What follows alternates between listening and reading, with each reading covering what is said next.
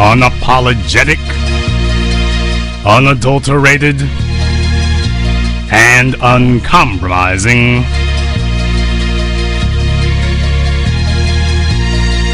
Greetings, brothers and sisters from around the world, and welcome back to the home, the haven, the stronghold, and the super fortress of intelligent Black Thought.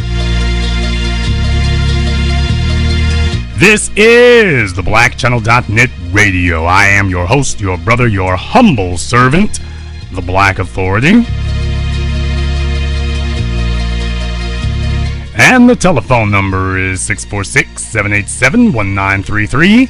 646-787-1933 is your personal access code to the blackest radio program in existence, the only one of its kind on planet Earth today. Join us. And join us you shall, because let me tell you, tonight, I was going to talk about something totally different here tonight, but I had to speak out on this. I just had to, because the amount of foolery going on out here is just off the scales. Now, as you all know, I am not a person who follows trends. We're more of an outlet that creates trends, not follows them. But tonight, we'll be talking about the same thing that everybody else is talking about for different reasons. But we'll be talking about the same thing here. Tonight, some people, it has been marketed and billed as the fight of the century. Of course, the century is only 15 years in. Mayweather and Pacquiao. Floyd Mayweather Jr., Manny Pacquiao. After years of anticipation, the fight's finally been signed and is going down tonight. Money Mayweather, the man that you love to hate, or at least some folks out there love to hate him because he's a black man. Did I mention he's a black man? Yes, he's a black man who goes out, tells you he's gonna win, tells you it's gonna be beautiful and flawless, and then makes it happen. And they hate him. They hate him, they hate him, they hate him for it. He takes the money, throws it around like confetti, and they hate him for it. And no matter how much money he spends, he comes out making more, and they hate him for it. And he goes off and buys 100 cars, and then goes buys 100 more, and he ain't nowhere close to being broke, and they hate him for it. Now, I don't ride for Floyd Mayweather Jr. I don't. As you all know, over the years, I've been one of the biggest, staunchest critics of Floyd Mayweather Jr. But I know a lynch party. I know a lynch mob when I see one. I know a lynch mob when I see one. And over the past few weeks, the lead up to this fight has seen one of the most vicious, ruthless, and despicable forms of high-tech terrorism and lynching that you've ever witnessed in your life. They're trying to frame a narrative. All of a sudden, they don't want to talk about the fight anymore. And this is how low, this is what white supremacy and racism have to stoop to. It used to be that they tried to find somebody to try to halfway compete against you and try to cheat their way through. Somebody like Mayweather, he's just so super dominant, you can't even find anybody to cheat their way through a fight with him. So white supremacy is going to the old standby. You see, these are the tactics that they've learned in the real world. You see, in the real world, inside the sports arena, you gotta compete, and you're either better or you lose. College sports, pro sports, black men dominate, period, end of discussion. We have dominated for over a century and will continue to do so, and don't you just hate us for it. The prototype. Well, white supremacy cannot win in the arena. They can't win inside the sports arena. So they say, well, hell, we need a place where we can just rig the rules. Let's get them outside the sports arena. That's what we need. We found it. You see, racism is not about earning the #1 spot. Racism is not about earning first place. It's about being given first place. No matter how pathetic your record is. It's not about earning anything. It's about having it given to you, because that was the whole point of screwing all these people over and killing all these people. That you would have the ability to give to your children without them having to put forth any effort. And here come those damn Africans at your marathons, the Olympics, sports all over the place. You can't rig it, and you can't catch a break. You got your daughters, 21, 19, 18, 17. The young white girls are on black males' arms. Ain't nobody fighting to get with your white athletes in college.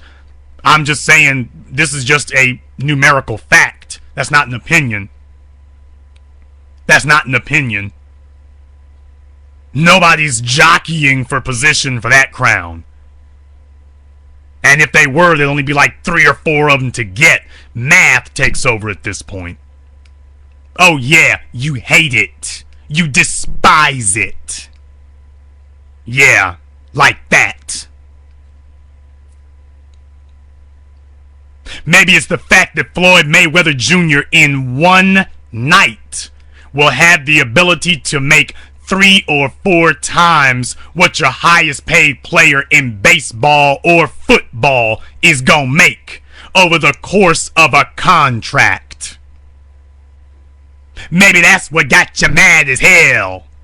That is a black face that you got to drop this boatload, this ocean liner full of money off to. Maybe that's what you're upset about. Is that after all your attempts to try to steal and rape and rob, we're taking the money. The money is what everybody is focusing on in black society. You want the old civil rights generation to come back and focus on religion and mammyism. We don't need no money. Y'all take the money. I got Jesus. I got Jesus.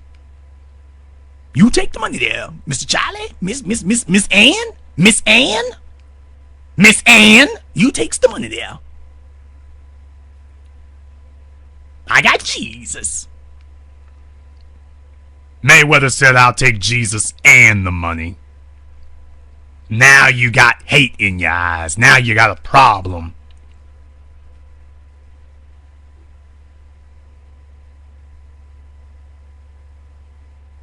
No, you don't like that, but we are here to let you know that we can see what's going on. And I'm not some big Mayweather fan either. I'm not like that. Everybody knows that. But at a time like this, I recognize white supremacy when it rears its ugly head.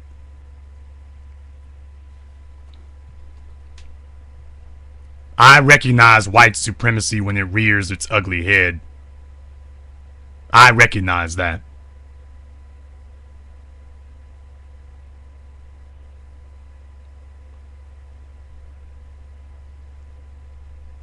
I know what it means when you do that.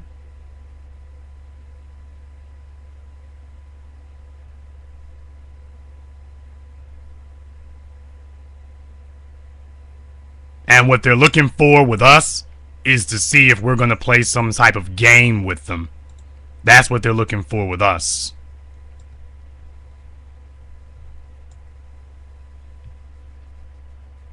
No, we don't have to play the game, because you have to understand. You have to understand that they know what's really at stake. They know the implications of seeing this, because they sent in their champions and warriors, and they understand that the worst thing that could possibly happen is that black people adopt a code about themselves. Now, let me show you just how despicable things are out here. Let me show you how despicable things are here. SB Nation is a website, supposedly a legitimate website here. Supposedly a legitimate one. talked about on Yahoo and in other places. Well, they had something to say about it. Listen to the hate that was just dripping from Roger Sherman. Mayweather versus Pacquiao might not be worth your $100. Mayweather versus Pacquiao is the fight of the century. It's one of the most anticipated matchups in the history of boxing, and you shouldn't pay $100 to watch it for a lot of reasons. Everything about Mayweather versus Pacquiao is a record of some sort, price-wise. Ticket prices are at a record high. The opening high for the cheapest seats was $1,500, although this was before resale values skyrocketed and quickly sold out. Closed-circuit TV viewing sessions are priced at a record high, $150 a seat, and quickly sold out. And of course, pay-per-view prices are at a record high, $99, breaking the previous record of $74.95. Not bad, huh? Not bad.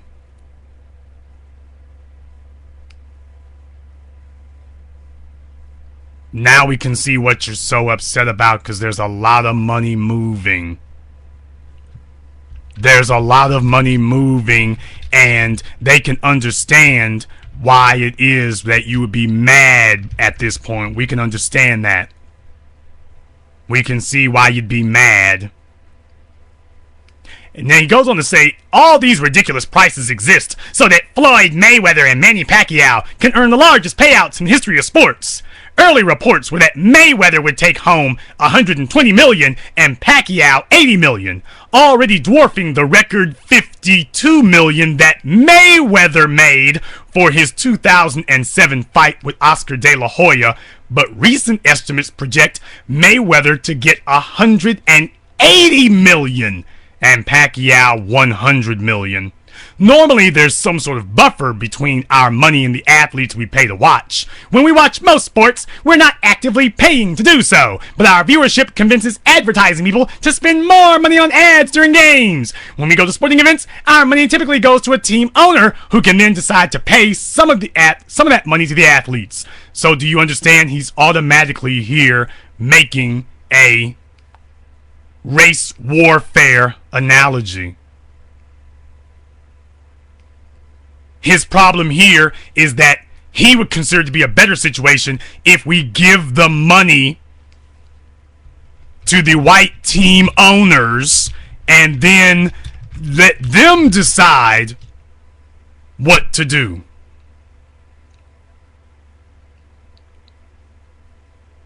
So as long as you're giving the money to the white team owners, they're okay. Marge Schatz, Donald Sterling, well, that's fine. But if it actually goes straight to the black men who are earning it, all of a sudden, now these people are incensed. No, white supremacy is not about earning anything. It's not about playing fair. It's about power. It's about power. And power does not seek a competition. Power simply seeks to take. It does not seek a competition. It doesn't seek competition.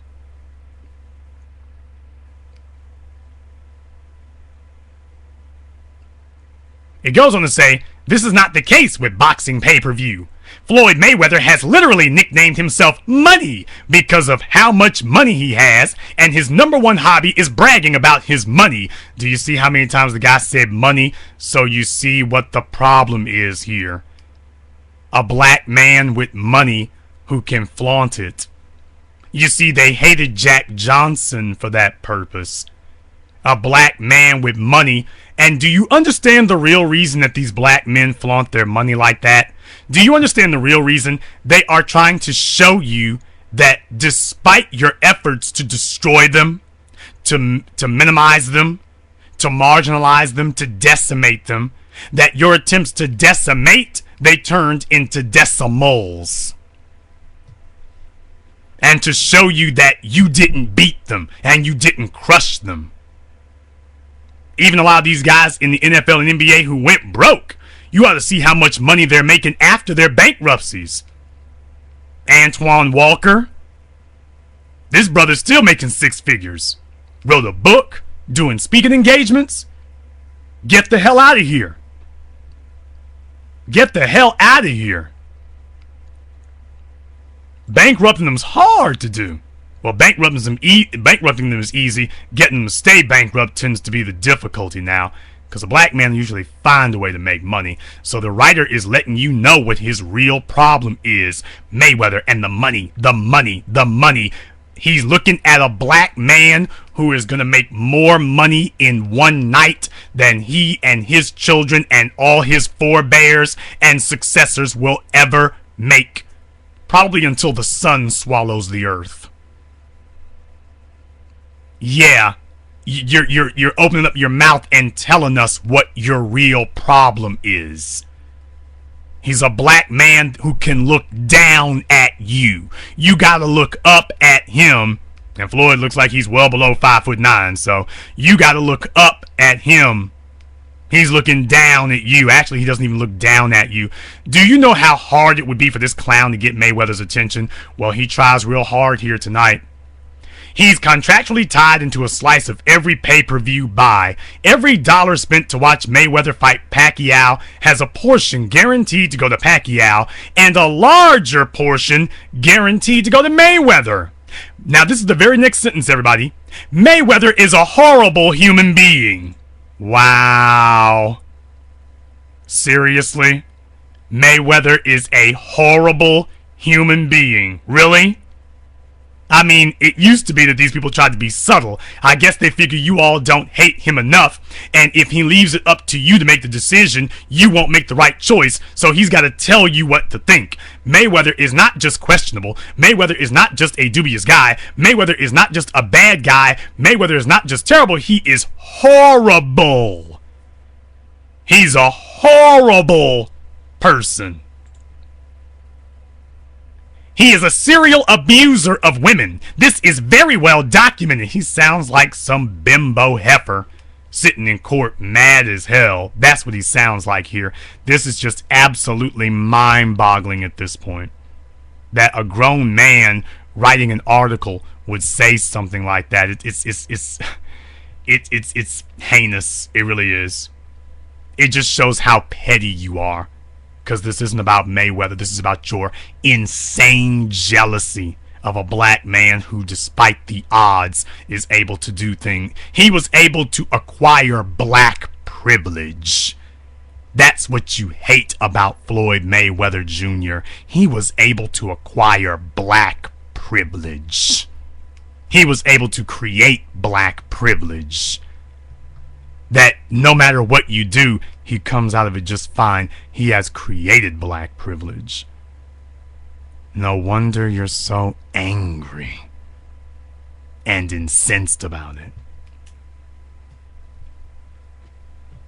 He's been involved in 7 instances leading to citation or arrest and has either been convicted or pled guilty to charges of violence against 4 women. So they told you there were 7 instances, but only 4 women that anything actually came of. Mayweather is perhaps the best human being in the world at punching humans, and he has repeatedly used this skill to cause physical pain to his supposed loved ones. He is a genuine monster.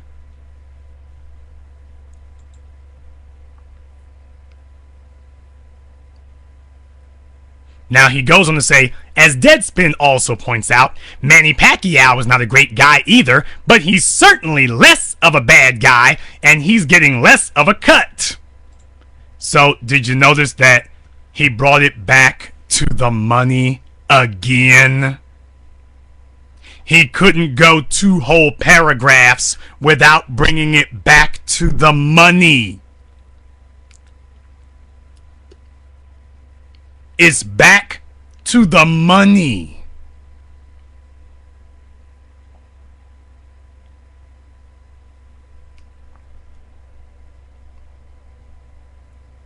So that's what this is really about.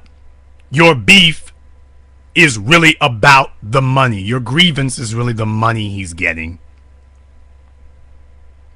Because as a white bigot supremacist, you look at Mayweather and what he's got and you're saying, damn it! How could that happen? We rigged the system so that this would never occur, so that the highest black could never be above the lowest white. How in the hell did such a perfectly crafted and fine-tuned machine go awry? It simply could not happen. Well, it's happening, and they've been waiting for him to lose forever, and not just because of a ring persona. It's because he is black, black, black, damn it! And that's what you hate. And if it were any of us, it would be the same thing. They did it with Ali. They did it with Foreman. They did it with Holmes. They did it with Tyson. They did it with Holyfield. They did it with Lennox Lewis. They did it every single time. It's always the same playbook. Always the same playbook.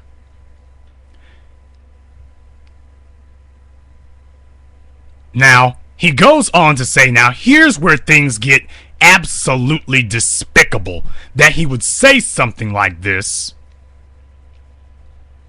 Now here's where it gets despicable. It says, meanwhile, nobody is stopping Mayweather. Even this, okay, I left out a few paragraphs because he's talking about the NFL and Ray Rice, so you knew they were going to bring that in. But he says, meanwhile, nobody is stopping Mayweather. Even the smallest estimates for his take for the fight, $120 million, have him earning 4 times as much as the highest paid athlete in America's 4 major sports. Dodger pitchers Clayton Kearnshaw's $30 million a year deal. The bulk of this money will come from domestic pay-per-view buys. He is completely remorseless. He publicly denies guilt, even in spite of courts finding him guilty and him pleading guilty. He's banking on you paying a larger amount of money than anybody has ever paid for a pay-per-view fight to ensure he makes more money than any athlete ever. Do you see how quickly he steered and slammed and crashed right back to the money question again? Do you see how quickly he did that? He wasn't able to make it any amount of time without bringing this right back to the money again. Again. Now, if you heard this guy say it, you'd think Mayweather was stealing something. You wouldn't think that Mayweather was a shrewd negotiator who held the fight off until people were saying it's now or never. You would never think that. You would think that Mayweather had done something illegal or unscrupulous the way this guy is talking about it. You'd think that Mayweather did something illegal or unscrupulous in terms of the fight. That's what you would think. You would think that in terms of the fight that Mayweather did something that shouldn't have been done. You would think that, and you'd be wrong. But then again, I guess that's the whole point of it, isn't it? To make you think that something illegal has occurred, something is wrong here. At least I guess that's the point, is to make you think something about this must be wrong. Must be wrong.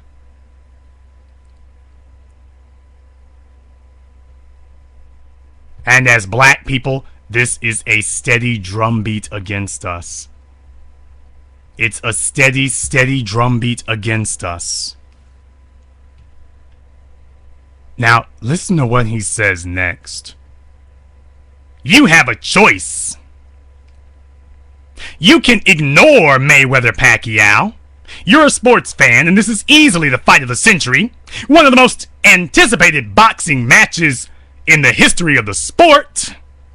Okay, so we're all supposed to ignore that. The Super Bowl happens every year. We've been waiting for this fight for over half a decade. Ignoring Mayweather versus Pacquiao will suck. Now listen to what he says next. Listen to what he says next. You can find ways around paying Mayweather while still managing to watch the fight of the century. It's 2015. There are ways of watching this fight online without paying anybody. Now, there is no legal way because the fight is not being streamed anywhere. There is no legal way to watch this fight online. There is no legal way to do that. None whatsoever. And yet this is a online website that is advocating piracy. That is advocating that you pirate a legal event. Now, this guy is going to give you details here in just a moment. I don't really want to read the details.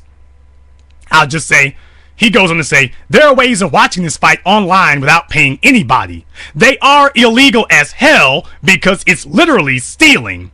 Big ups, Internet Robin Hoods. Just a heads up, that stream's gonna cut out about 150 times during the fight. Your Saturday night is going to be spent hitting refresh, closing pop-ups, and searching for new feeds as you try to stay ahead of whoever's job it is to crack down. Oh, and have your Kazakh to English dictionary ready. The announcers on that illegal feed aren't going to slow down for you. We do know where to find these, so don't even ask. Oh, we do not know where to find these, so don't even ask. Now he sits up here and tells you all he is advocating piracy. Now, wasn't his whole argument, wasn't his whole chip on his shoulder against Mayweather that Mayweather had committed a crime against other people? And his reaction, why he's so upset about Mayweather committing a crime against other people, that his advice to you is you go and commit a crime. That's right. You go commit one. Now, he thinks he's gonna, throw the rock and hide his hand. Because he says, well, there are illegal streams out there. We don't know where any of them are. Don't ask us. But we recommend that you go find those. Now, the Supreme Court and everybody else has upheld that that's like yelling fire in a crowded theater. You can't say something like that. You cannot say something like that. He is advocating for people to do something blatantly and directly illegal. Advocating for it. On a major website, advocating that you go out and steal, pirate a fight, with him telling you some of the things that you should look for so that you can do it.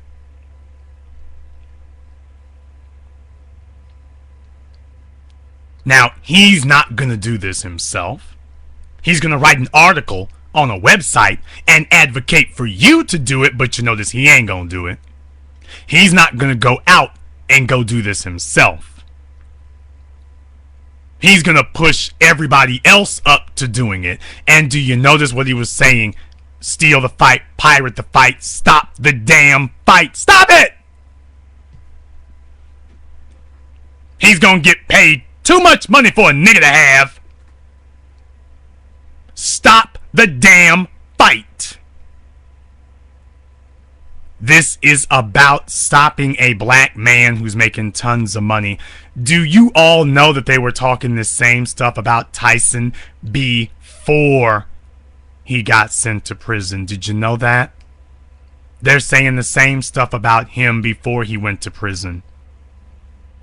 They always want to take the money from black males. They always say it's too much for us. Michael Jackson was undeniable. Absolutely undeniable. And take a look at some of the things that they were doing there. Take a look at that. Michael Jackson, they were saying that they couldn't say that he was doing anything criminal, because the man didn't even leave the house. He was a shut-in in his own home to avoid the press. So they were saying that the fact that he did not come out and talk to them all the time, that was weird and suspicious and suspect and bizarre because he wouldn't talk to them. That was what they were saying about Michael Jackson. That was what they were saying then. Isn't it amazing that when you're the best in the field, that when you are the best at what you do, that all of a sudden they come up with a million reasons to not pay you? Because the source of white supremacy's power is its economy. I've been telling you now for a decade, the source of their power is their money. And they'll let you do anything and everything until they see that you start getting command of the money, because they know that white privilege is not a product of a religion, lazy intellectual asses. It is the product of the economy that pays for it.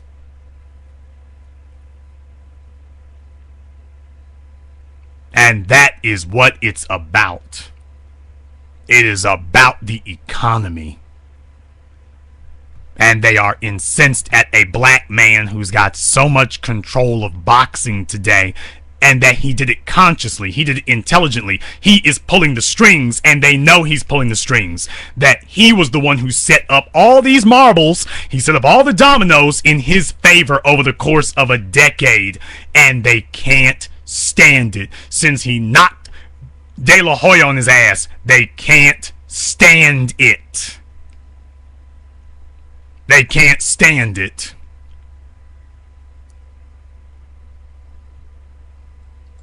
Now, the situation, that's SB Nation. And as a matter of fact, I think that since they're so concerned about illegal things happening, I think that somebody should contact HBO, Time Warner. Somebody should contact Showtime and let them know that these people here are advocating illegality. I think that any website that reposts their stuff should know that these are the kinds of people, these are the kinds of criminals that you're sticking up for here. I think so. I think that that is definitely something that should be done. No, not should be. Must be done. It must be done.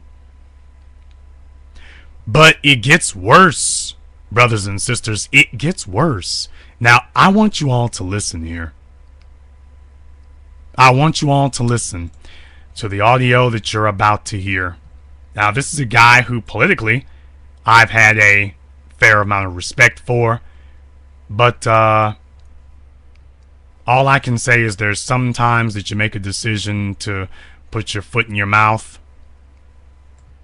And this is something that I really can't countenance.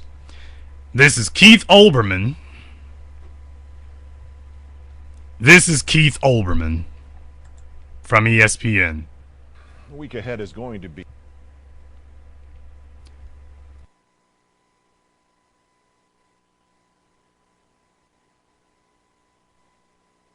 Okay, I have to see about reloading that here. You and I have to be the adults and make some... See if we can try that again. The week ahead is going to be bad. You and I have to be the adults and make some serious choices, and I doubt most of us have even realized those choices are there, let alone contemplated their significance. Thursday is the NFL draft. Next Saturday is the Pacquiao-Mayweather fight. And the choices are about where we as sports fans, where we as human beings draw the line about domestic violence in this country.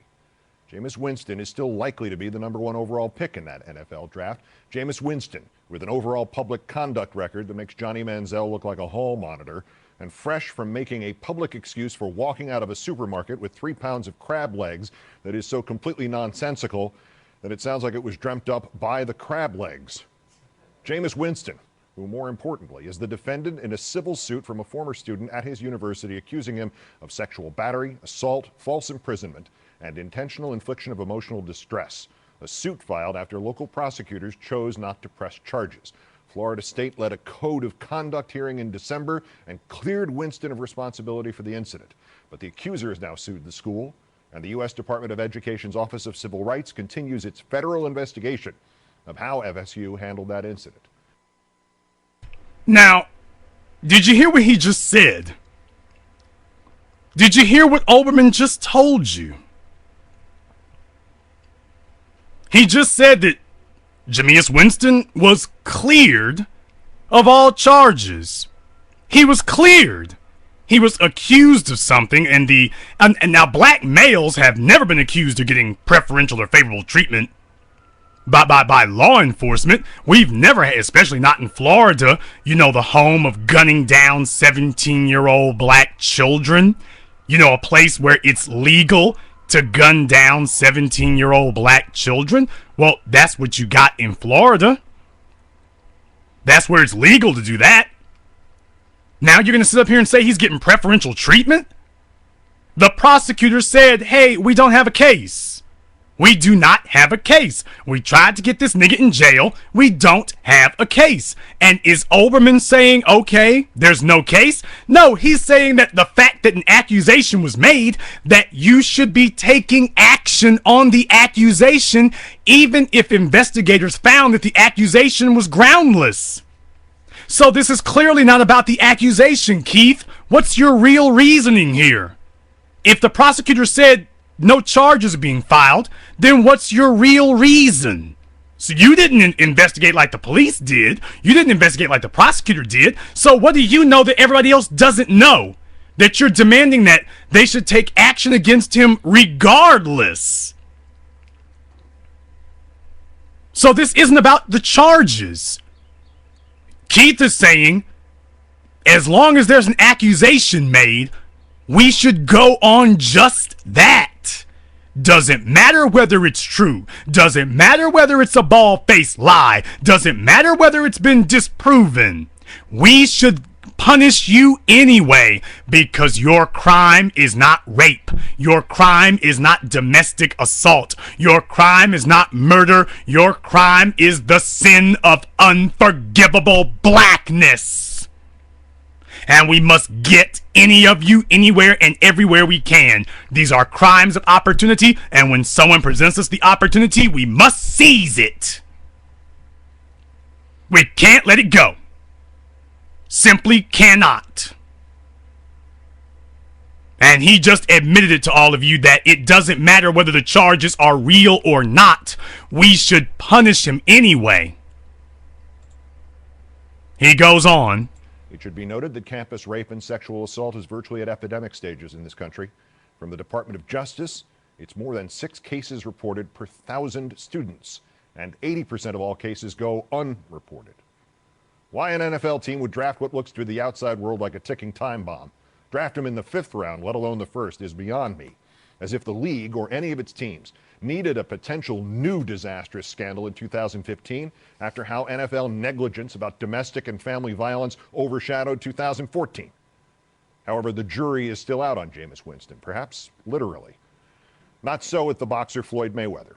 The juries have already ruled on Floyd Mayweather 5 times. In a report this afternoon on Outside the Lines, John Barr told of Floyd Mayweather's record of criminal violence against women, which cascades down upon you like an avalanche. Here is some of his report. According to police and court documents obtained by Outside the Lines, Mayweather has been convicted 5 times for incidents dating back more than 14 years. We're just going to skip past this part. We're just going to skip past the hit piece part of it and just see if we can go elsewhere. Significant trouble with the people who make money off of him. Again, John Barr with a Nevada State Athletic Commissioner. You can suspend licenses Off of him. But not land in any significant trouble with the people who make money off of him. Again, John Barr with a Nevada State Athletic Commissioner. You can suspend licenses for somebody who's arrested for anything north of a traffic violation. And you didn't do anything when a guy assaulted the mother of his children in front of his kids. I disagree with your characterization strongly. The criminal justice system had decided what this man's punishment was. A judge had made that decision, and we paid respect to that decision. The optics. It just doesn't look good, does it? Well, the optics are your business. The optics are not my business. Whose business is it then? Floyd Mayweather's family? Floyd Mayweather himself? At a recent event to So what are they telling you here? They're telling you that justice is not good enough. That's what they're telling you. They're telling you that the truth is not enough. We need more. They're telling you that the facts are not enough. Since when did you bring what happens in a court outside of a person's profession? Since when did you start using that as a means? Because understand, he's talking to the athletic, one of the Nevada sports commissioners, athletic commissioners, and talking about talking about pulling Mayweather's boxing license. Well, you have the authority to pull his boxing license, don't you? Can't you just pull his license? Can't you just do that? Because we can't beat him in the ring. Can't you just take his license from him? You see, this is the crap that flies in outside of sports. You see, when you go to your job, you can be passed over for a promotion. Doesn't matter if you're better than everybody else there. You can be passed over in favor of a white person for a promotion. They can just stop you, block you, take it, fire you, whatever. Call the police and have you escorted off the premises, or call the police and have you arrested. This is the manner in which these guys, who just incidentally happen to be white males, but this is the manner in which they are accustomed to things being slanted. They are just used to being able to say, hey, arrest that nigger, stop that nigger, and then it happens. That's what they're accustomed to seeing, that they don't have to argue and they don't have to compete. That when they see you getting ahead of them, all they have to do is pick up a pen, make a few strokes, and you are stopped from competing. Not that he had to beat you, but we will if you start beating us, we will simply remove you from the race. And that's what this clown is talking about. Not competition. Just arbitrarily removing you from the race so that he doesn't have to compete against you. That's what it's all about. That's why they're mad and they're angry. That's what they're upset about. This is about eliminating the need for white supremacy to compete in the 21st century any more than they had to compete from the 15th century on. This is about removing that necessity altogether. What you all are seeing today is really reminiscent of what happened with Jesse Owens. I mean, Jesse Owens was a black man, and Jesse Owens was beating everybody. And America loved Jesse Owens in Berlin.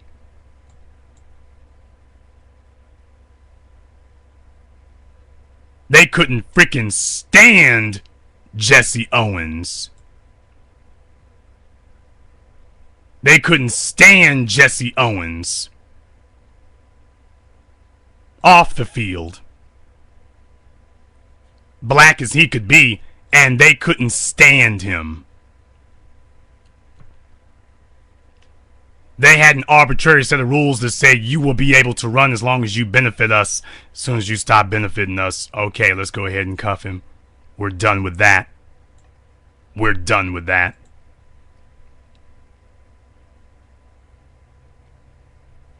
A black man who has legitimate power, a black person, let me rephrase that, a black person who has legitimate power over whites cannot be allowed. Now, they will give you token power. Power, you know when you've got token power, when it is power that you got from somebody else. That's why they're all, in the last 24 hours, you have seen more stories and news articles about Marilyn Mosby. Because she's going to prosecute 6 killer cops in Baltimore. She's a black woman, and now they never focused on prosecutors before now, but this time they don't want to talk about the cops. They want to talk about the prosecutor. The press and the media are all over the prosecutor. Since when did we start focusing on prosecutors? Because you damn sure didn't do it for Mike Brown, Trayvon Martin, Jordan Russell Davis, Eric Garner, Walter Scott. Still don't know who the prosecutors are in those cases. When did the prosecutor become the focus of a murder case? That you talk about them more than the suspects. With Trayvon Martin, we talked about the victim more than the suspect. And in this case, we're talking about the victims more than the suspects. We're talking about the prosecutor more than the suspects. When did that happen? Because Oberman just wants to talk about the suspect even though they're no longer suspects. When they drop charges against you, you're not a suspect anymore. When you've gone to court and the issue has been resolved, you're not a suspect anymore. but they only want to talk about suspects when the suspect is black. Oh, I get it now. You see, we're not cherry picking things. We can run through the whole trail of events, step by step by step, and it's the same thing. All the time, anytime, every time. It is the same thing. It's the same thing. These are not accidents, people.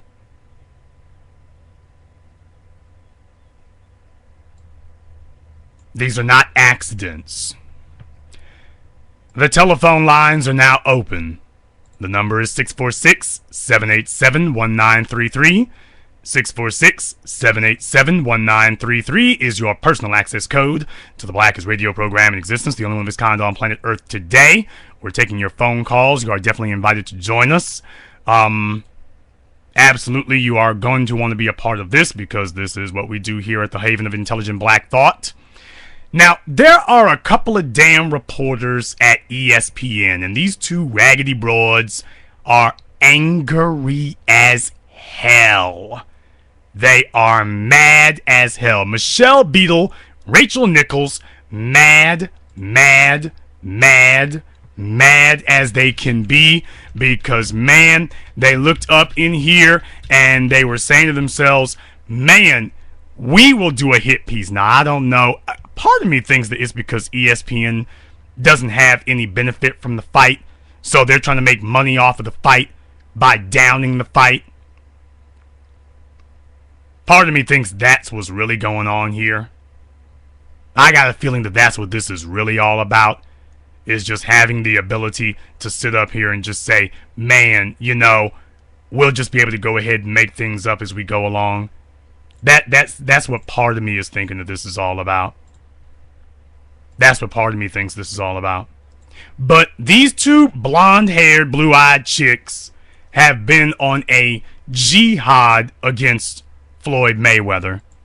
They've been trolling him all over the place, and they've been asking people not to go to the fight. Why do you want to go to the fight? Why do you want to see the fight? Well, Mayweather did what anybody would do in a situation like that, since these women don't like the fight so much, and they're against the fight so much, and they don't want anybody to see the fight so much. Mayweather obliged them, and they had both of these women barred from the building. So everybody else can go see the fight, except the two of them. They can't go see the fight. They can't go see the fight. So they got on Twitter angry and complaining that the fight that they told everybody you shouldn't go see, they couldn't get free tickets to it. They couldn't get free seats at it. That's what they're mad about. So you're telling everybody don't go see the fight, but you're mad as hell that you will not be allowed to see the fight.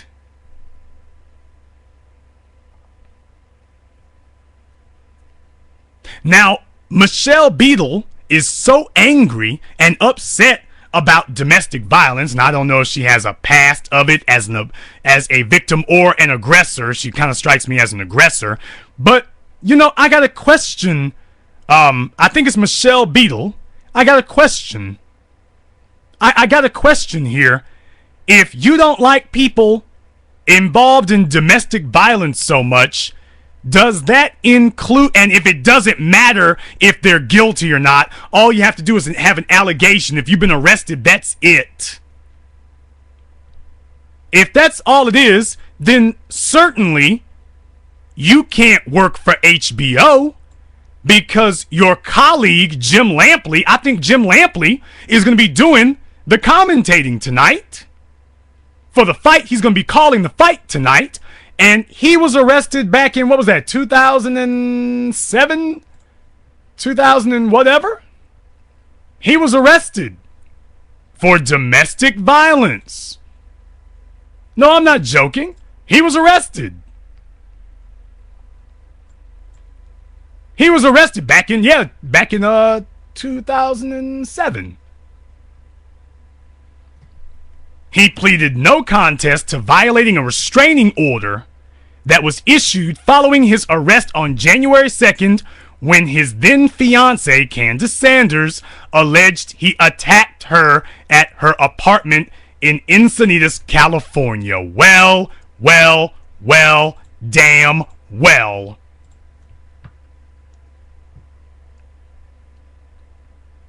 Now, is Miss Beadle gonna get up here and demand that her colleague be removed from the sport? Is she gonna sit up here and demand that? Is she gonna go on a jihad with him? Is Keith Olbermann going to go on a jihad about that? No, I don't think so, because you see, that's the definition of white supremacy, is we give ourselves privileges. This is warfare. This is not a negotiation, it's war. And the problem that they see is that you got too much ability. And since they cannot beat you in the arena of competition, they are going to try to beat you outside the arena, where they can just make up imaginary rules as they go along.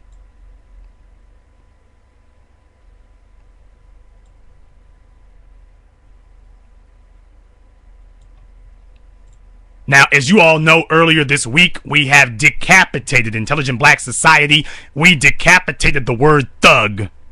They can't use the word thug in the media anymore. We have taken it.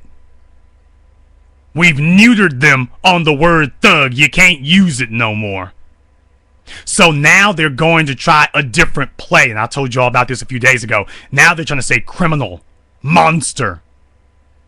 Now, when white kids go rioting, they're not criminals or monsters. It's unrest. It's not cool. Disturbance. They're not criminals or monsters. Black folk, all of a sudden, the code words start coming out. The white kids get no attention, but for you, we can give the play-by-play and the blow-by-blow. Yeah, the code words start emerging.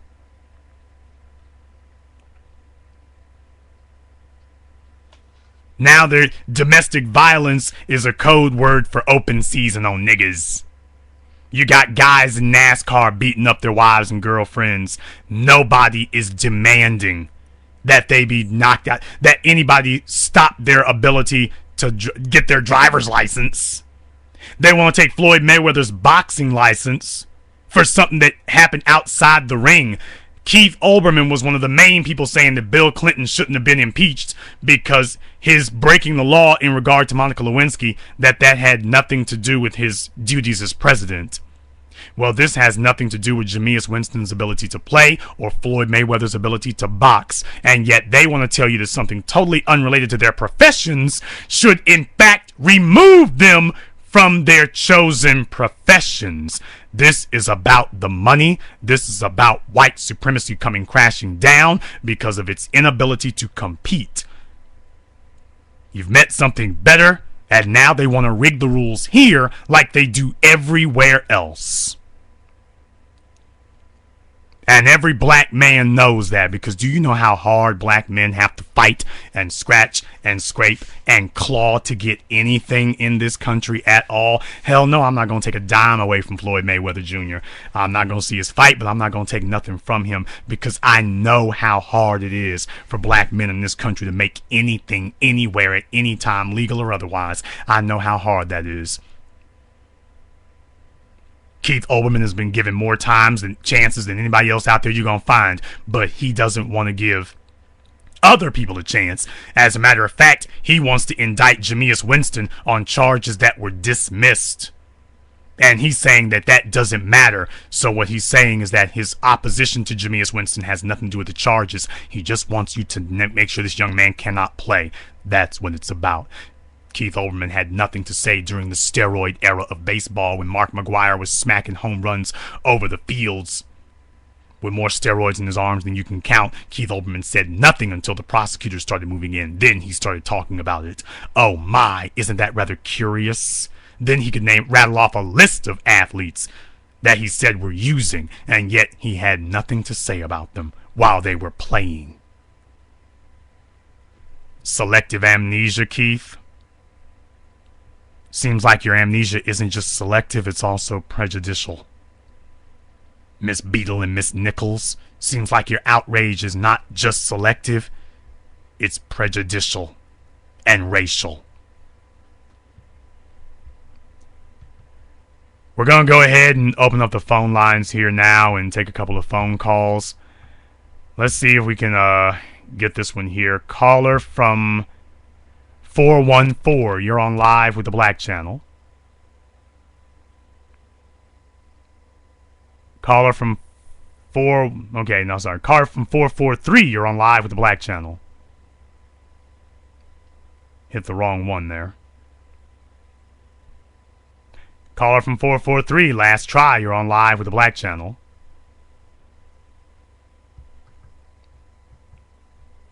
Okay, for some reason they are asleep. Let's see if we can try caller from 702. You're on live with the Black Channel. Good evening, Jason Black. How are you doing? Thank you for taking my What's your name? Where are you calling from? My name is Craig, and I'm calling from Vegas. Hello, Craig from Vegas. Mayweather-Pacquiao fight. What's on your mind, brother? What's on my mind tonight is the prosecutor that is trying the case in Baltimore. I had a question for you. Do you think they should move the venue to Annapolis, Maryland, somewhere outside the jurisdiction of Baltimore, due to the fact that the white supremacists are always basically saying that she's not going to be able to prosecute? Who's saying that she's not going to be able to prosecute? Well, there's a lot of things being said in the media about that people are suggesting that she moves the case to Annapolis or somewhere outside of Baltimore because they feel like that the criminals, the 6 police officers, are not going to get a fair trial, and that they believe that the prosecutor is being biased because she charged them too quick. Okay, well, understand something. You got people on the TV and whatnot. That this is a case where they're looking at a black woman who's going to put white men in jail. So you're going to hear them object to simply everything. They're not going to concede on anything. They're going to object to everything down the line. No, the venue should not be moved. This case has been seen worldwide, not nationwide. There's nowhere on earth that nobody knows about the case. Nowhere. So, no, the case needs to be right where it is. And their opposition to her, these are the same issues that we raised about Bob McCullough in Ferguson, and nobody was on television recommending that he recuse himself, and we saw how that case turned out. He covered for the police and defended the police the whole time. So if something like that happened, it would be a double standard. But no, there is no reason, based on recent history, there is no reason or justification whatsoever to remove the trial, nor to remove her as the prosecutor. None whatsoever. And she indicted them too soon. How long is it supposed to take? They got that boy in jail who broke the cop's window. They got him in jail on $500,000 bond already. So she's not moving any faster on this than they moved on that. They're arresting protesters left and right, charging $50,000, $100,000, $200,000 bail. And that happened immediately. So how is it all of a sudden this is too quick? How'd that happen? Right. Yeah, I just think it's just another screening tactic on people that are doing the most complaining. And like you said, they didn't raise the same question with Bob McCullough and the Ferguson incident. How do you see this case going, Jason? Do you see that these all 6 people are going to get charged, or do you see it being kind of like a split decision, or some charges going to get stick, some not going to stick? How do you see this going? You get people in jail when you want to get them in jail.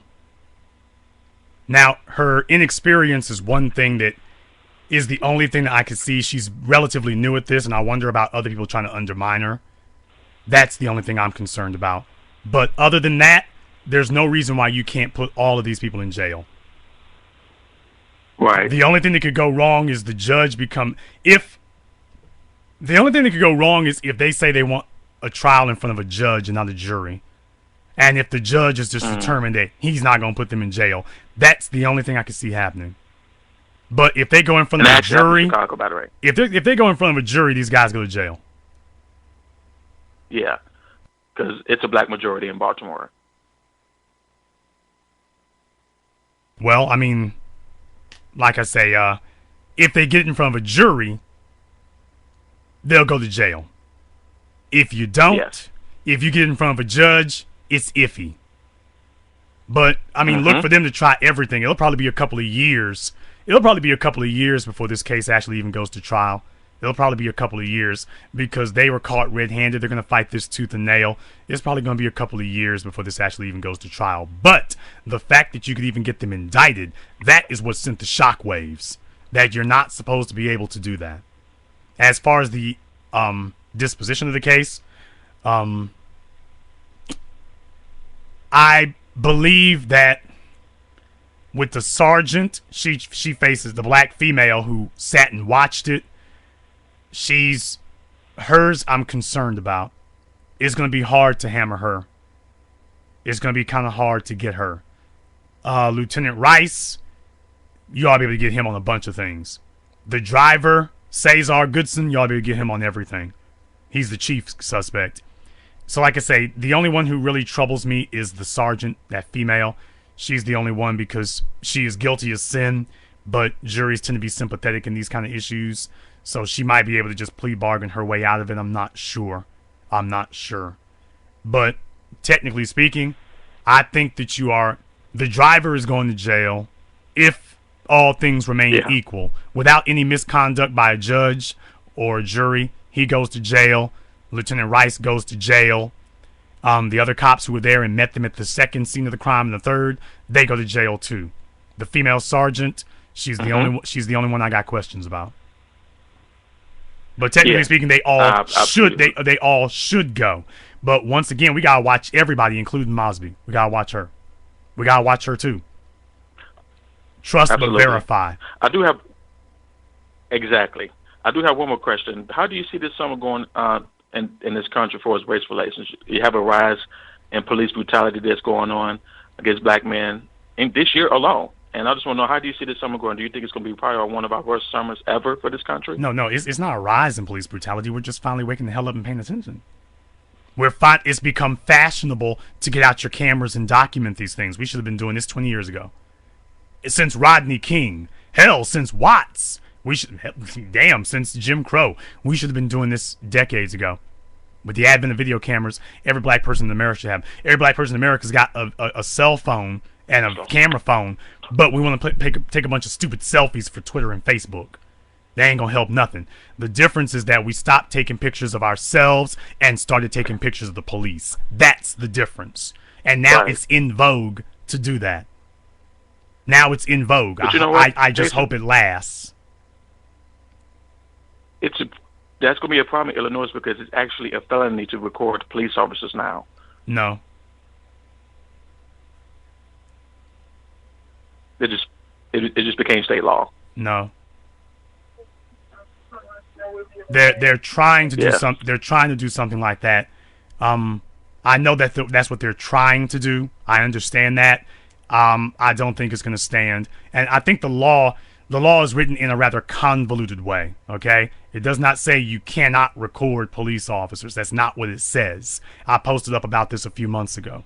That's not what the law says. Okay. But what it does do is it makes a situation where it creates a technicality is the problem. And that's what I think they're trying to do, is create a technicality. Whereas because like I say, it's meant to like stop wiretapping on state employees and stuff, which I can understand because you had like this psychopath down here, James O'Keefe, I think his name was, one of these right-wing lunatics. He was trying to bug Senator Mary Landrieu's office. Now, you notice the Fox News guy said that bugging Senator Landrieu's office was minor. Now, had that been you and me trying to bug George Bush's White House, Fox News would have been saying they need to hang us on the White House lawn. So, like I say, it's a situation there where all things remaining equal, it shouldn't be a problem, but all things are not equal now, are they? All things are not equal. Caller dropped off the line here, but they're trying to give themselves some type of tactical loophole that they can use, and I don't think it's going to come to anything. I don't think it's going to come to anything at all, but it does tell you one thing. They are scared. They are scared to death that this is just the beginning, and our job is to make sure that their worst nightmares come true. That's our job. Get a few more phone calls here. Caller from 414. You're on live with the Black Channel. How you doing, Jason Black? What's your name? Where you calling from? Willie from Milwaukee. Okay, you're gonna need to get closer to your phone, Willie. Yeah, I'm sorry. Is it better now? Okay, what's on your mind, Willie? Well, with the Baltimore incident, in Milwaukee, we used to have 2 black radio stations, but we lost one, so now we only got one. And the host, sometimes I don't agree with everything he said, but he went in on the female. He said exactly everything what you were saying. I was like, wow. I said, I don't know who spiked his coffee this morning, but I said he woken up. But then I listened to the people that called in, and it seemed like everybody was looking for their biscuit and gravy. And I was like, what are you talking about? This woman got 6 kids. How's she Mother of the Year? Or is she doing what she got to do? I was like, how's that okay? I said, I don't see white people doing that. Well, it's a matter of And suggestion. It's a matter of suggestion. They saw the media. Black folk just follow what white folk tend to do. So they saw the media jump on this, and black people know that, well, hell, if I want to be on TV, I need to agree with what they're saying. So you got plenty of black folk who are just slave-minded, and they will just do anything that these people tell them. They'll just succumb to anything. So if they said it, they will repeat it. And another thing, we had an incident where I live at. A guy, evidently, he's a nurse. This is what he told me. He went MIA for 3 days. Evidently, the job was worried about him, so they called the police. The police came over. The manager of the building called me over. She's like, well, I guess she wanted me to be a witness because one of the officers disrespected her, which was a black female. She's like, yo, Willie, I need you to be here to be a witness. So I'm like, yeah, okay. So the guy comes down, and he said, we need interest into the apartment. She's like, do you have a search warrant? He's like, oh, no, we don't need that because there's no crime being committed. So I looked down and said, you don't need probable cause or anything like that? He looked at me. No, it's a health. It's a health and welfare. Oh, yeah, under Wisconsin law, yeah, you can't do that. So they went in the apartment, and when they left, he made it a point to say goodbye to me as they left. Not to her, but to me. She was like, oh, yeah, that's how it should be, be courteous. I said, that was not him being courteous. That was him letting me know that I knew he was bogus, and I caught him flat-footed. Black people as a group, since we are most victimized by the law, we should be the people who are most studious about it. We should be. Because understand, when they come into our neighborhoods, they know something about us. We got all these government agencies out here, and what do we know about them? We know they're out to get us, but what do we know about them? Really nothing. We don't know a lot, and that's what hurts me. I had one guy, I'm a vet. He was like, well, you work for the white man. I said, well, if you don't need any type of government assistance, you work for the white man. I said, but the difference between me and you, well, he trained me because I thought about the book that's out by the door. I could take that training and turn it on him. You, on the other hand, they're not worried about you. When they come for you, they send a regular police officer. When they come for me, they send a SWAT team. So I was like, there's a difference. This level of respect is like, they know what I can do. So they're not going to test me too hard. I said, you on the other hand, you don't know anything. So they're going to buffle you. And you're going to swallow it. It's just like when I learned, in Wisconsin, if you're not wearing your seatbelt, that gives the police officer probable cause. And with probable cause, he could search your whole damn car. And I'm starting learning this. I'm like, are you for real? I said, this is wild. And I'm like, brothers, how come you're not learning this? We on Facebook, we're on Star, we on YouTube. I said, all you gotta do is go to Wisconsin statute, and it's right there. And I was like, how come you're not looking at that?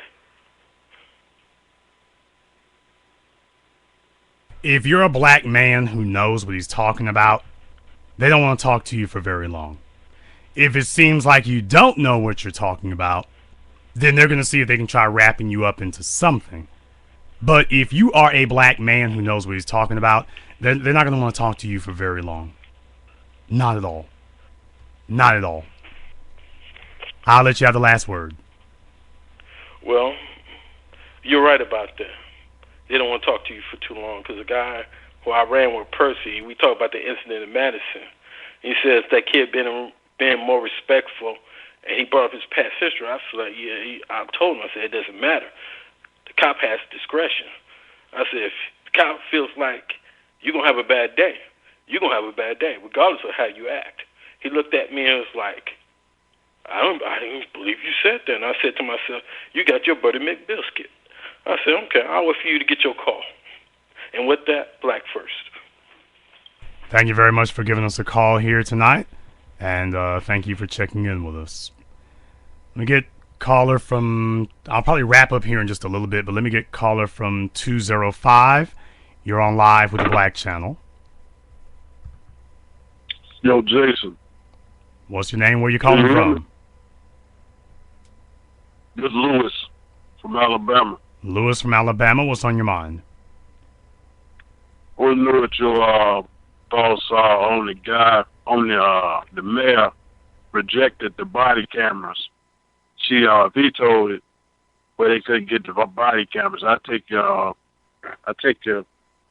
opinion offline. Well, you're referring to Stephanie Rawlings Blake, the mayor of Baltimore, I think, although you might be referring to somewhere else. What can I say? She's bought and paid for. That's been exposed a long time ago, and she is reaping the consequences of her actions now. So there's really not going to be a whole lot that she can do at this point. She's already bought and paid for and a done deal. So she can just hang it up. Let's get caller from 870. You're on live with the Black Channel. Hey, Jason. Hi. How you doing? Don't you sound sultry. I'm just listening, and I appreciate the information. And I'm a part of the group of official Jason Black, so I'm with you, Dee Dee Heyman. I know you probably see my likes. Yes, I do. But keep doing what you're doing, brother.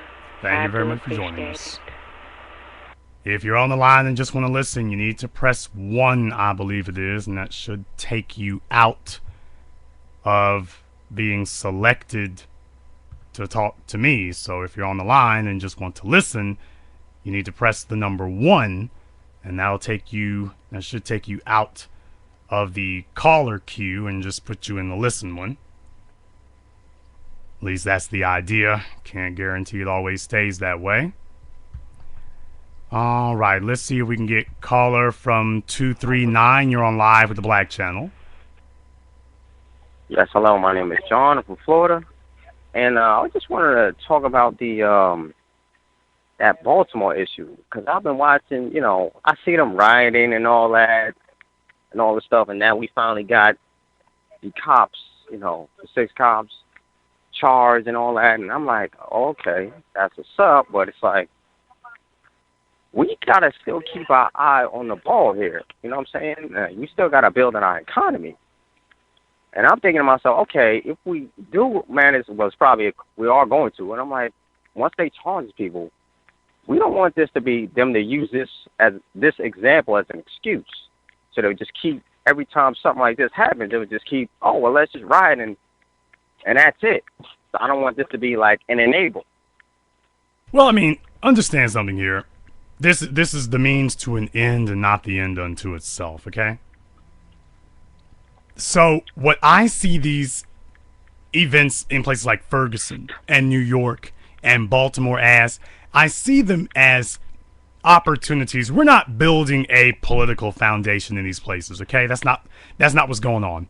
But what you are building is a code of conduct that the age of step and fetch it, march and pray and protest is over. That's the point. That's the real thrust of all this. Is that we're no longer just sitting around waiting to be somebody's damn victim, and no black folk are, when police kill us, see the civil rights generation, somebody kills somebody, Lord, Lord, pray.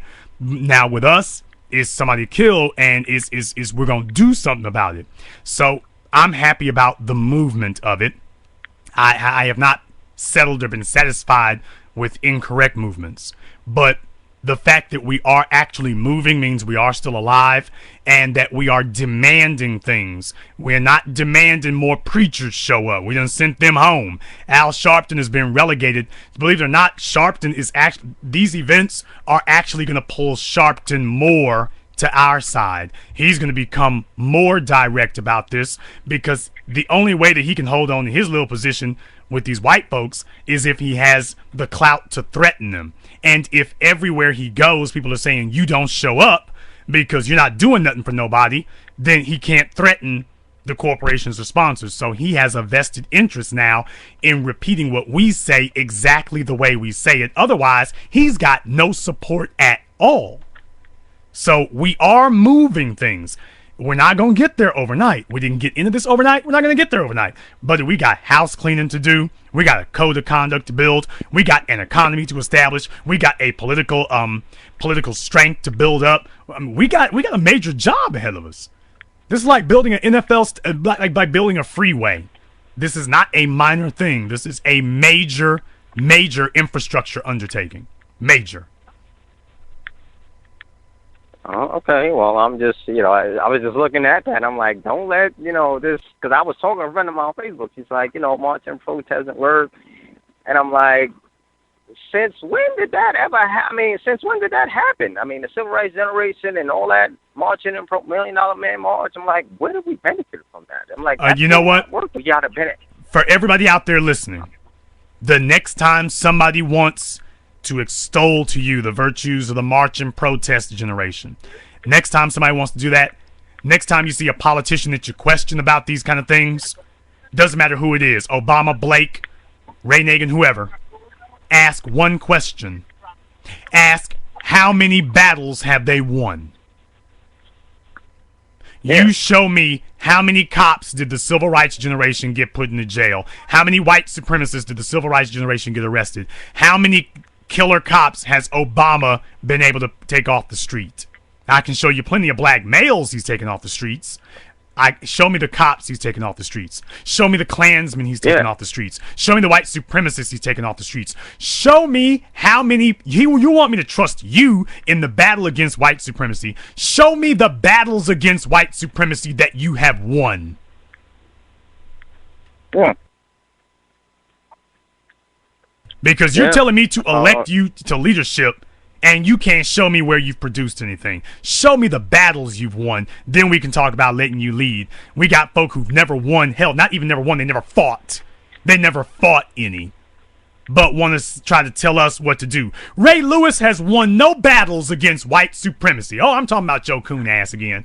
Ray Lewis has won no battles against white supremacy. Not a single one. Not a one.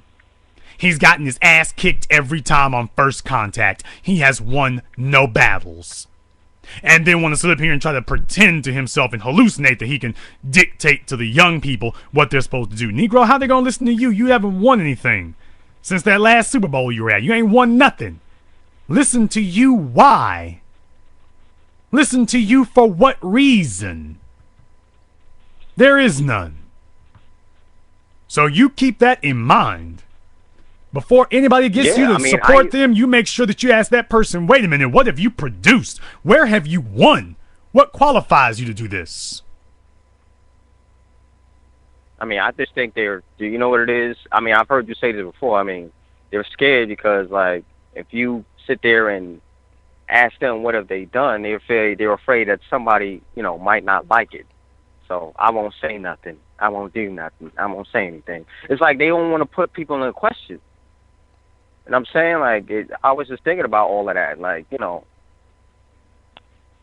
not questioning nobody. Everybody's quiet. It just gives all what you said. We're waiting for somebody to do everything for us, and it's not going to happen. It's just not. So, I mean, I'm not for it.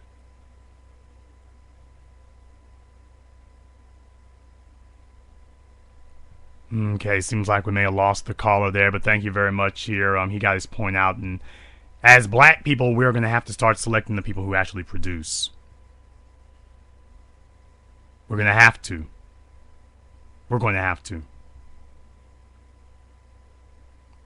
See if I can check another phone line here. Let me see. Is this a Skype caller on the line?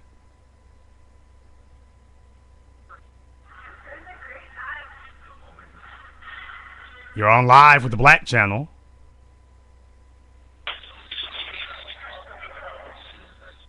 Okay, this fella here is playing with his computer. I'm going to go ahead and remove him. Take one more phone call here because there's a couple of things I want to, another couple of points I need to touch on here before we leave for the night. Caller from... Okay, let me see. I was about to say caller from 917. Everybody else just will have to wait here for a minute. There's a couple of points I want to make.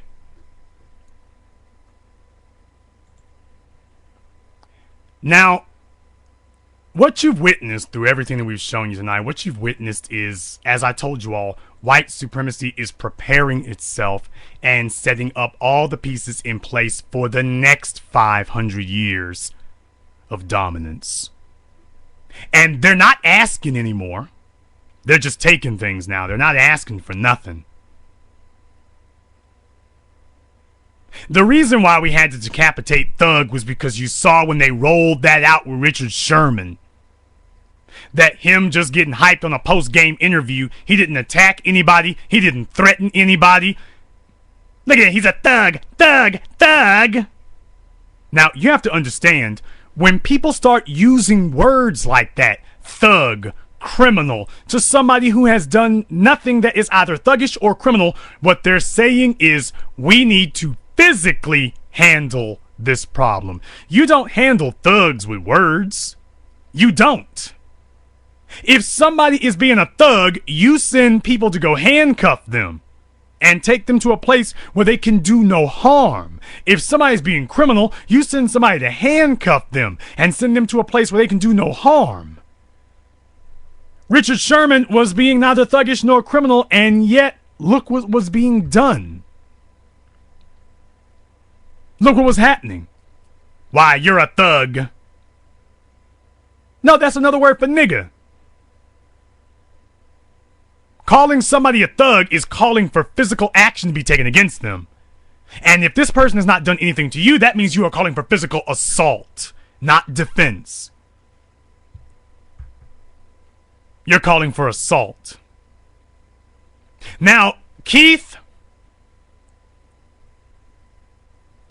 our good friend Keith Olbermann, and Michelle Beadle and Rachel Nichols, since you all are operating on a one-strike policy rule, and it doesn't matter whether the charges are true or not, it's just one strike, then I got questions for you out there.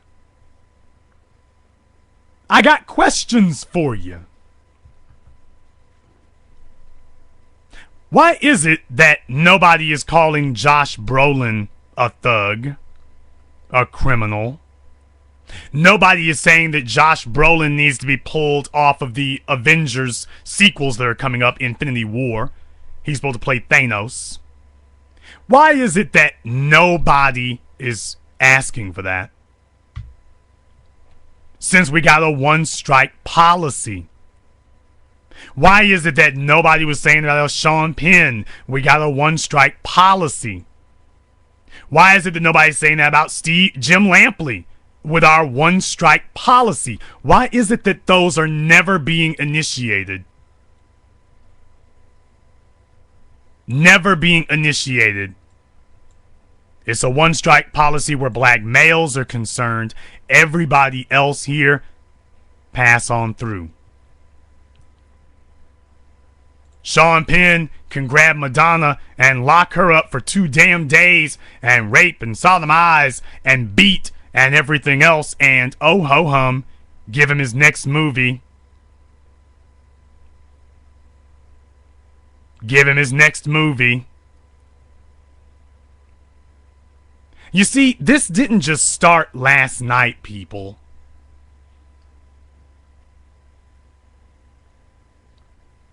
This is a part of an ongoing crusade to criminalize black men and make it where anything that happens to us, even if it's a lie. Keith Olbermann just sat here and told you, even if it's a lie, it doesn't matter.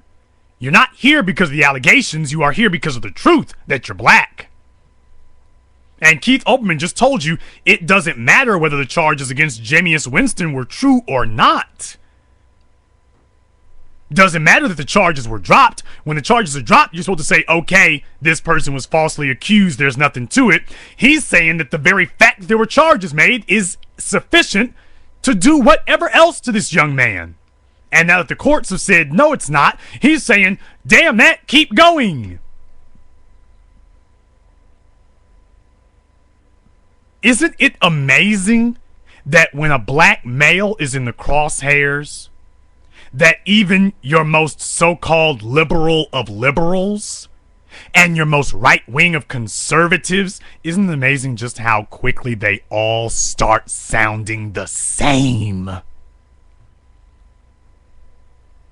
Isn't that incredible how as soon as a black male is involved, all of a sudden, whether they're so-called conservative and so-called liberal, they all sound identical to each other. They all start repeating each other's words and philosophies. Ain't that something? Venus and Serena Williams never committed a crime, never did nothing wrong. People calling them brutish, rude. They didn't call them thugs because that word wasn't there at the time, but they were saying unladylike. They were eviscerating not just Serena, but both of them. They had nothing but vitriol for both of them. Both of these women. Now, how the hell can that be?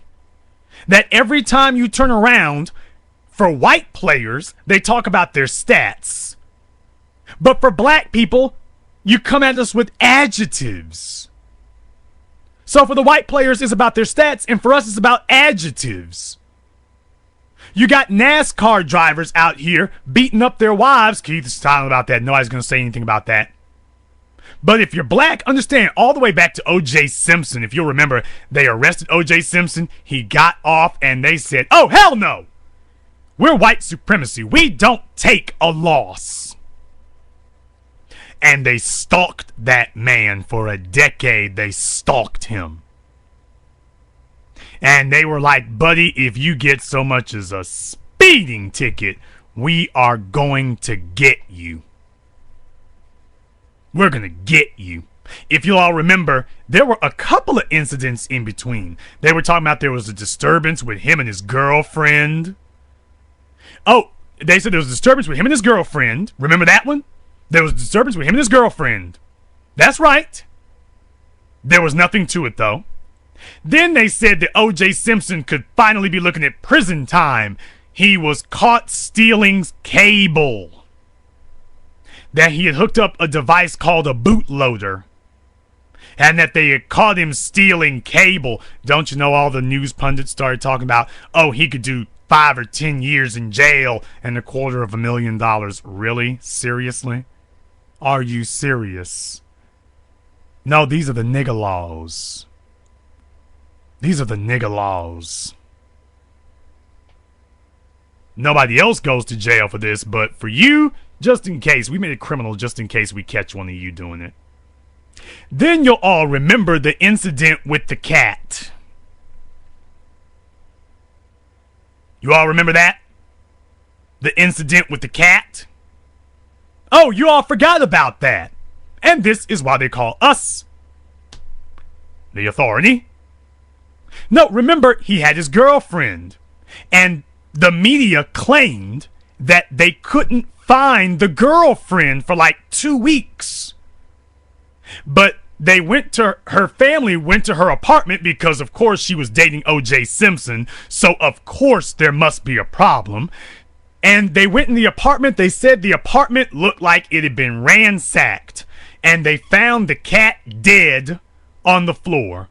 And O.J. Simpson, when they called him, he was like, hey, I don't know nothing about that. And the media was like, Nobody's been able to find the girlfriend. The apartment looks like it's been ransacked. He could go down for murder. They started that immediately. Don't you know, like 2 days later, the girlfriend calls her family and says what those of us in the black community were saying the whole time. She said that she had left home. She was supposed to be gone for like a few days, but she decided to stay longer. And that she did not leave enough food for her cat. And that the cat must have gone nuts looking for something to eat. Did they apologize to O.J. Simpson in the media for saying those allegations against him? No, they were salivating. They were just looking for any opportunity. And they didn't apologize to O.J. Simpson any more than they apologized to Michael Irvin or any other black man who's been falsely accused. They've never apologized. White supremacy never apologizes. Right, wrong, or otherwise. You never hear them say you're sorry. Negroes out here apologizing for stuff that they didn't do or that another black person did. White supremacy doesn't even apologize to you for what they did. They don't even say they're sorry for what they're guilty of. That's why I don't apologize. I make a honest, stern, vigorous effort to be right, but even if I'm not, I don't have to apologize to you. When you start apologizing, we'll start apologizing. Well, probably a couple of 100 years later, but after you start apologizing, after you. Hold the door open. After you. You go first. Because you've been going first on getting wrong. You've been going first on doing wrong by people. You can go first on apologizing.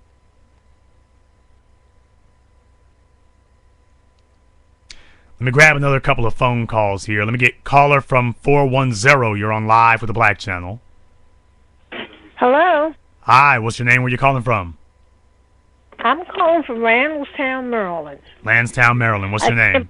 Talking to you. What's your name? Randallstown, Maryland. Well, your name is... And I'm a senior. Slow down. What is your name? Francis. Hello, Francis. Have you called me before? No, I've never called. Okay, I'm glad to have you here at the Black Channel. What's on your mind? I'm just a senior, and I want you to know I'm one of the seniors that fought. I heard you say the other night that we were cowards. Not all of us, sir, but it wasn't enough of us together to fight against white supremacists.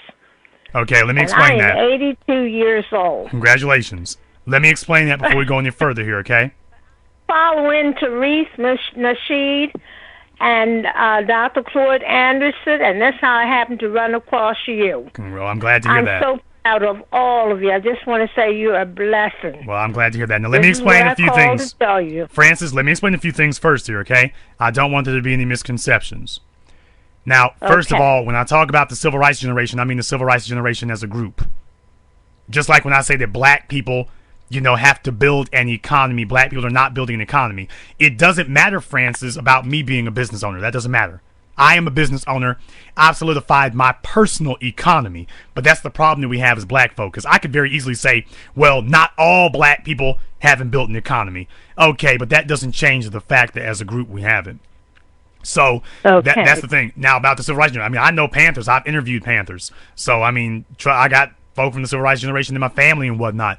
Business owners, activists, face down white supremacy on many occasions. So, like I say, as individuals, and this is a problem. Dr. Anderson actually talks to us about this in 7 a.m. and it's actually on the DVD extras. We focus too much on individualism and trying to escape those things. Dear, I understand that there were definitely black folk. Malcolm X, Medgar Evers, Huey Newton. We had certain black people who were not doing that. Right. Unfortunately, those like yourself or what you claim were few and far between. Few and far between, because the Panthers, and I talked to the Panthers about this, Freeman and Farr, I talked to them about this when they said that today everybody's talking about they were a Panther. And they giggled and said, it's amazing when we were out there fighting the police, couldn't find no Panthers. But today, everybody and their mama claims they were a Panther. So we got a lot of people who are trying to rehabilitate their cowardly youth and say that they did things they didn't do. So that's why we have to categorize it as a group, because we would, if most black folk were doing what you're talking about doing, we would not be in this. There is no damn reason that we are fighting Bob McCullough today. None.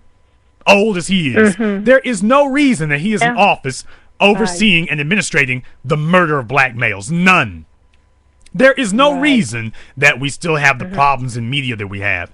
If black folk as a group were doing what you were talking about doing, these demons would have been slayed. there's no reason for my generation and the millennials after me and the kids coming up after them, there's no reason for us to have to fight these problems. Should have been solved 100 years ago. A long time ago. We should be talking about guys like Bull Connor and Bob McCullough as historical anecdotes. We shouldn't be talking about them as ongoing problems.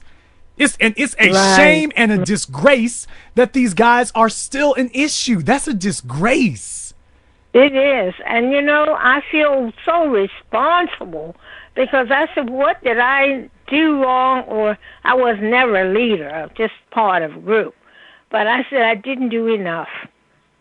I did not do enough. I have to say that. Well, I mean, but you know, what did you do as far as integration? What did you do? Well, I was just active giving out things. And, you know, because I was really a married woman and had children to raise.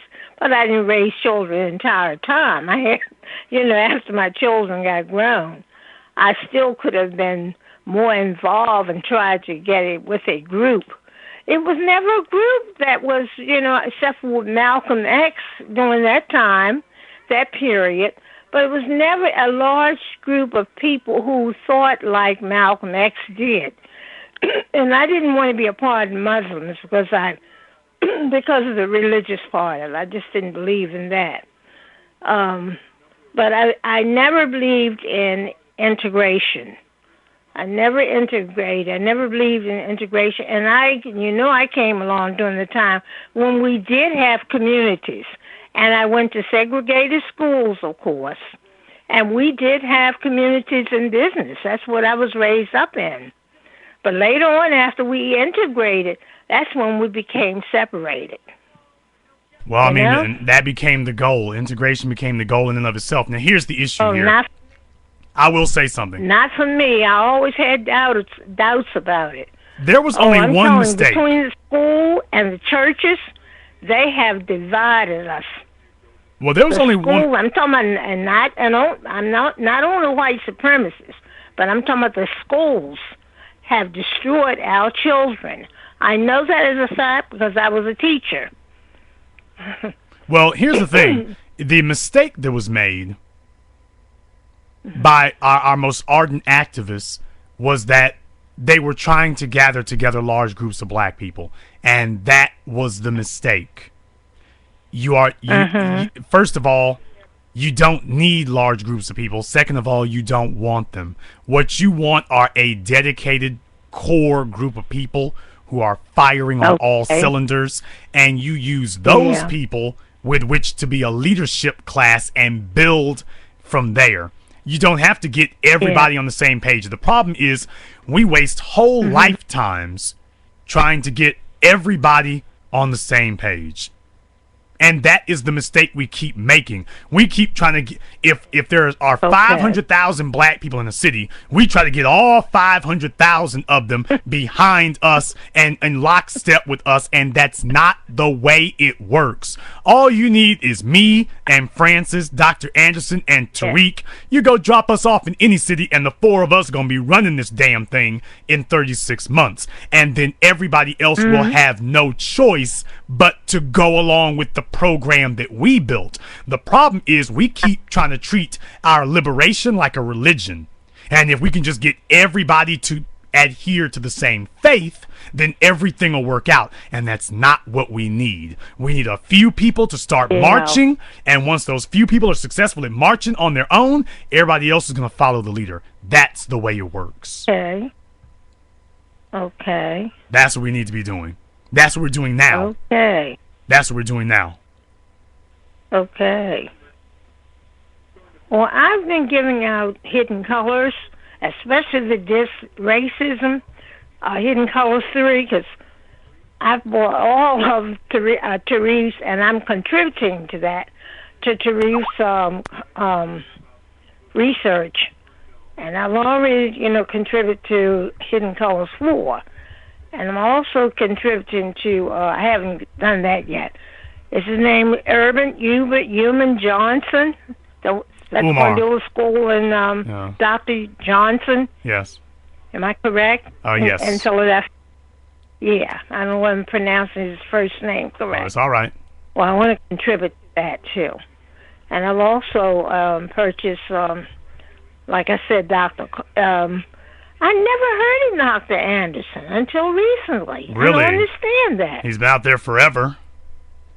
But that's the problem. But that's the problem. That's the problem. The problem is that you had BET, you had Ebony Magazine, you had all these other things on here. But the problem is that they were not promoting any of this. Ebony Magazine didn't talk to Dr. Anderson. Our black outlets did not do that. No, they didn't. They couldn't have. They were trying to be entertainers, not trying to help us to build a society. God. John Johnson was one of the worst people we ever could have had. His company was making like $200 million a year at one time, and yet look what he did with it. He didn't build an entertainment. He didn't build a media empire. He bought houses, cars, clothes, and now they're on the verge of bankruptcy. There's no reason in the world that this ever should have happened. And Bob Johnson wound up getting money. Tell you that. Well, Bob Johnson wound up getting money from white folk to start BET. So guess what? It's going to be Buffoon Entertainment Television is broadcasting in their interest, not ours. We keep squandering these opportunities and whatnot. So Dr. Anderson has had to get boosted from a grassroots effort. You know why? Because we couldn't breathe no more. We couldn't breathe no more buying cell phones and Jordans. We couldn't breathe. Simple as that. So something had to give.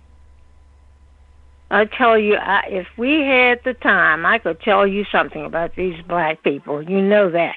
I've lived long enough to see it. It's unbelievable.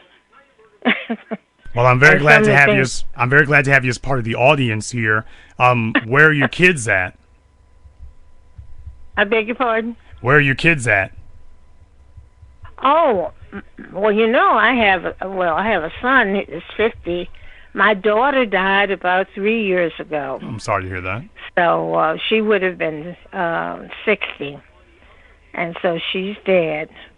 And I only had 2 children.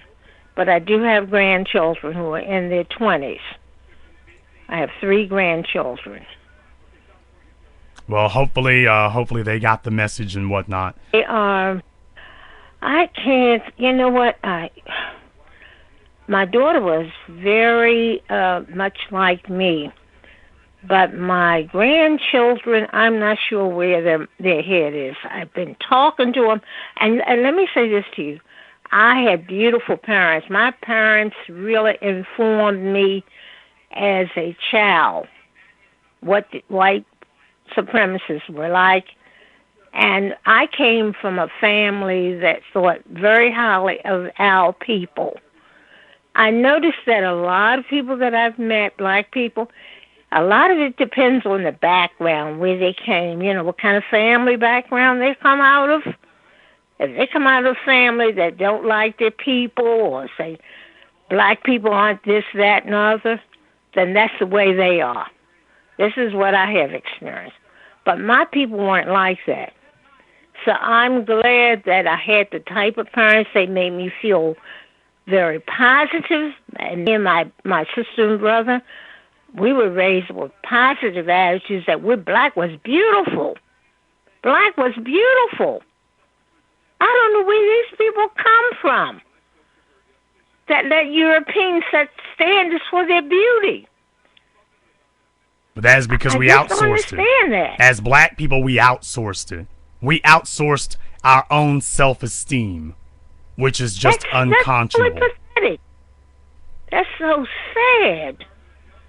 But that's where we. But that's where we were. I really, That's where we were. Now the real thing is where we're going. That's where we were.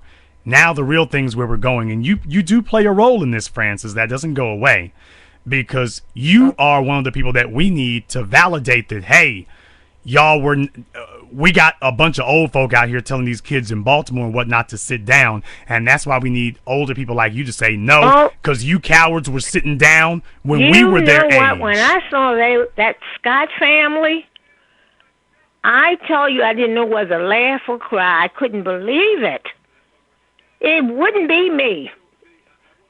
You know, it wouldn't be me. You hear me? I would go off.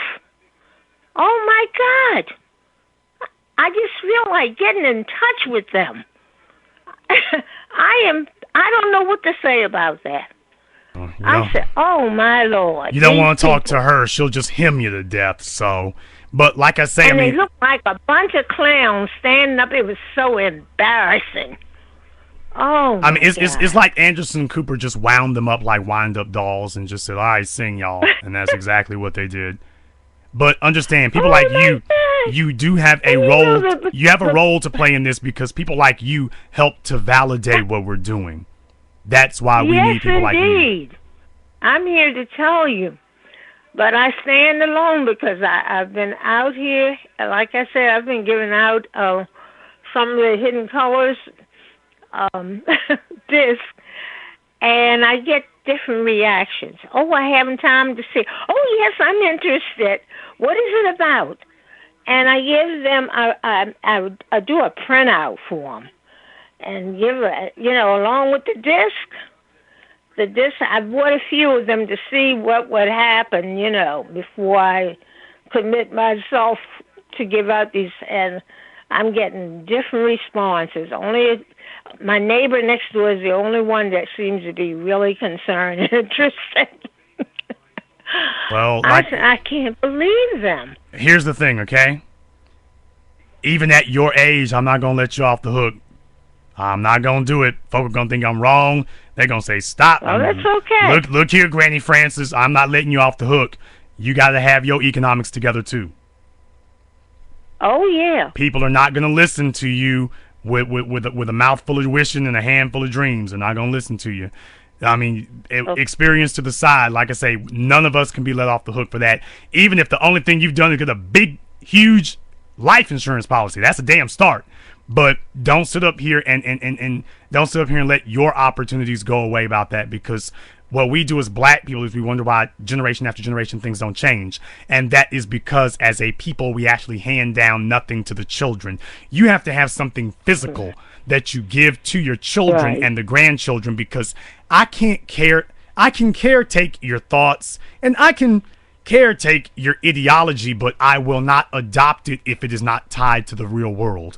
When you give somebody a business, you have taken your ideology and ingrained it in the real world. He's got something physical that he's looking at and saying, hey, that's the legacy that was given to me. Those are the kind of things that matter for us. So understand, all of us, and that includes you, and I'm glad to have you out there, all of us need to be a part of that. And by the way, if you haven't seen my documentary, 7 a.m., that's definitely going to be something you're going to want to see about ordering here. We've started back to taking orders on that. I think they started back at Dashiki Woman, and I'm probably going to have another place here where we can have orders to put in. So you definitely want to get that, and even the 2-disc version is available. How do I get that? I just saw you on YouTube. Oh, good. How do I go by? What I do? Go to a website? Yeah, for you and everybody else, you can go to our website, 7ammovie.com. That's the way it sounds. The number 7am movie.com. If you go to Google and just type in 7 a.m. movie, we're the first and really the only thing comes up, but 7ammovie.com. Definitely you're going to want to see that. I think it'll help. If you got a friend who's off on coonery and buffoonery and hiding in the bushes from reality, this documentary will change their life. It'll put everything in perspective beautifully. It'll say everything you've been thinking. Movie. And Dr. Anderson is in it. Don Peebles, real estate mogul, is in it. Umar Johnson is in it. Alayla Bundles, the great-great-granddaughter of Madam C.J. Walker, is in it. Brett Pulley, the author of the $1 Billion Bet about BET, he's in it. So much more we can go into here. On the special edition, the 2-disc one, there's actually over 4 hours of footage altogether. So with the movie itself and the extras, it actually is over 4 hours going on that one. So definitely you want to be a part of that, and you want to get that as well. I'll let you have the last word.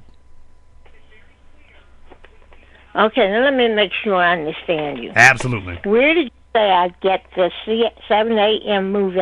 Do I type that in, you mean? Yes. Online? Yep. Just 7ammovie.com. Yes. And that's all you have to do. that what you said? Yes, 7ammovie.com. Okay. All right, I got that. All right. .org. Okay. It's .com, C-O-M, not .org. Okay. 7ammovie.com. Okay. And we will see you there, and please give us a call back sometime. I sure will. Thank you for checking in with us here. Yes, brothers and sisters, this is what we are doing here. And if you have not ordered it, of course, the 1 disc is in, the 2 disc is in. Our wholesalers are ordering here. So definitely this is going to be something that you're going to want to be a part of as well. We're going to see if we can try taking one more phone call here. Let me get caller from 347. You're on live with the Black Channel. Caller from 347. You're on live with the Black Channel. Yes, hello. Good evening, Mr. Black. What's your name? Where you calling from? I'm calling from the Bronx. What's your name? My name is Michael. Hello, Michael from the Bronx. What's on your mind? Yes, I'm looking at CNN, by the way, and I'm seeing, potential, indictments for these cops, that's calling with Baltimore and whatnot. And I've realized something that's part of the mix. A black woman is going to be charged with this. And I've had an epiphany. I know it's been a coincidence with these cops, that's white men killing black men. But here's my thing. I live in an area where it's minorities, and the cops that are around here, they're black men and black women. And they're being aggressive with the locals here.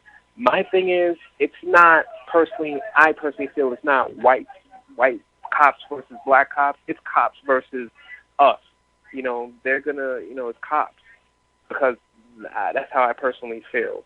I want to have you. What's your perspective on it, sir? My perspective on it is very simple about this, brother. Understand that when you put somebody in an environment where they can be influenced and conditioned, you start to develop a type of Stockholm syndrome. So even though these are black police officers, at least they have the same skin color as us, they have begun to identify with their own oppressors. Right. So that is the problem. And they get individuals like Stephanie Rawlings Blake and Stacey Dash. That's who they select to be police officers. So you got Officer Jesse Lee Peterson and Officer Larry Elders, individuals who are predisposed to hate other black folk. So they know who they're choosing, they know who they're picking, and they know how to condition even the ones who are not. They see the ones who are leaning in that direction, and that's who they approve. So that's what's happening, is these are becoming factories to condition people into this type of Stockholm situation. I agree. I'll let you have the last word. As a side note, sir, good timing. I'm a fan of your videos. I'm looking forward to watching 7 a.m. It's a damn good documentary. I've seen the trailers. I've seen the men you've interviewed and the women you've interviewed, and it's a compelling documentary. I ordered it a couple days ago. I'll be getting it in the mail.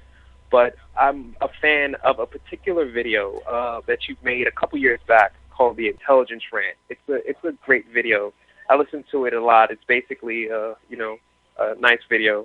But Black first, and you have a good night, sir. Black first, as always. Thank you very much for giving us a call here tonight. And definitely we'll have availability for the 2 disc here over the weekend, so you'll have the chance to order that. It'll start probably between now and Monday here. We'll have the ability for you to do that. Our wholesalers have been ordering as well, so definitely we want to have them available for that. Speaking of availability here, of course, it is the Black Channel, and as always, you never know when lightning could strike. Professor Black Truth, welcome back to the Black Channel, brother. B1 family. You may address the brethren in attendance. Well, folks, April 2015 is one for the books. When Jason and I started this years ago, we told you that white supremacy was on the march. We also told you that they were taking the gloves off, and we used to have coons, buffoons, we used to have biracial octoroons and a million other folk sitting there saying, oh, it's not as bad as all that. You know, the last year, all that stopped, and the last month alone, it's completely reversed. Now we got people who previously argued with us and wanted to tell us that it was more complex than that. And, well, the cops are brutal to everyone and the politicians are corrupt towards everyone. Now, all of a sudden, they're saying, nope, it's just us. Now, it's good that some people are actually sitting here and figuring it out, but the problem is, if you need white supremacy to gun you down in the streets all day, every day, if that's what it takes for you to realize that these people have it in for you, if they have to literally have the governor and the DA and every newscaster,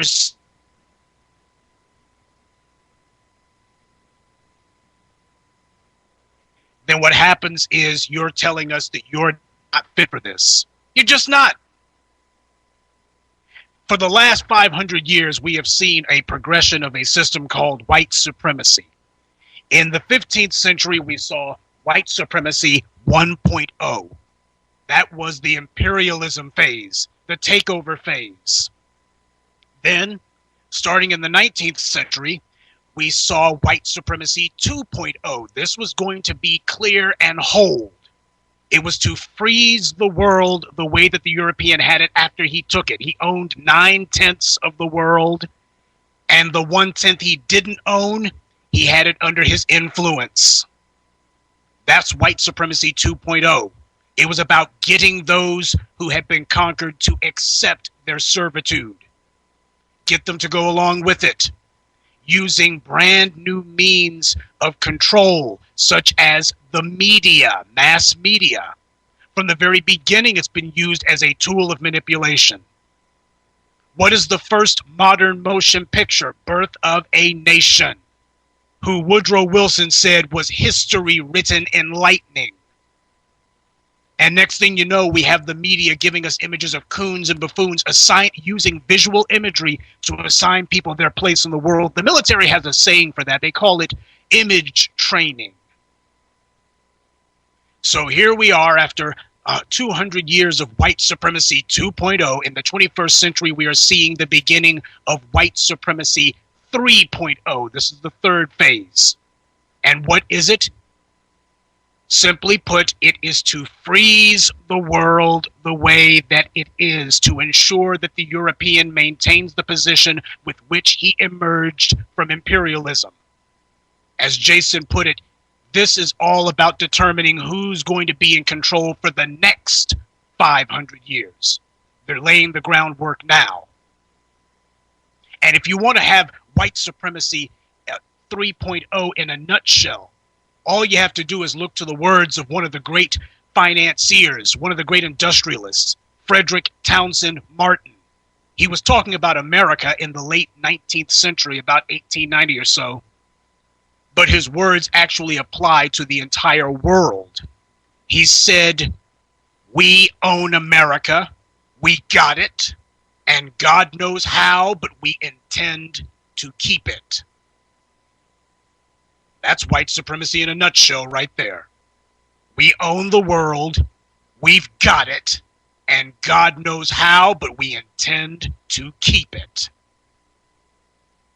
Now, many of you thought that it was their numbers that was going to matter. You better wake up. How did they hold South Africa? Did they hold it through force of numbers? No, they held it through force of arms. You should have seen what the Boer War was about. The Zulu Wars. The white man had literally his women and children on the battlefield passing him the ammunition while he was sitting there fighting the Zulus. I'm not making that up. You sit here thinking that it's strange that white men who were sitting there coming out with sniper rifles, taking up positions, they got on gear, they're virtually indistinguishable from the FBI agents and the armed tacticians from the government who came to stop Cliven Bundy. You got these militiamen out there with the exact same gear. And here they are saying we will put our women and children out front simply as a PR stunt. To you, that is savagery, but to him, it's standard operating procedure. Ain't nothing new about it. Now, with white supremacy 2.0, we saw that slavery moved from being in the hands of private citizens to the government hands. That's what the 14th Amendment was about. It was about declaring that the government was taking over the function of slavery. Read it.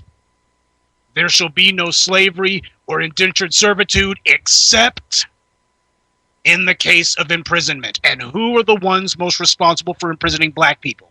The sheriff and the local police. And you wonder why the federal government doesn't stop them? They're in on it.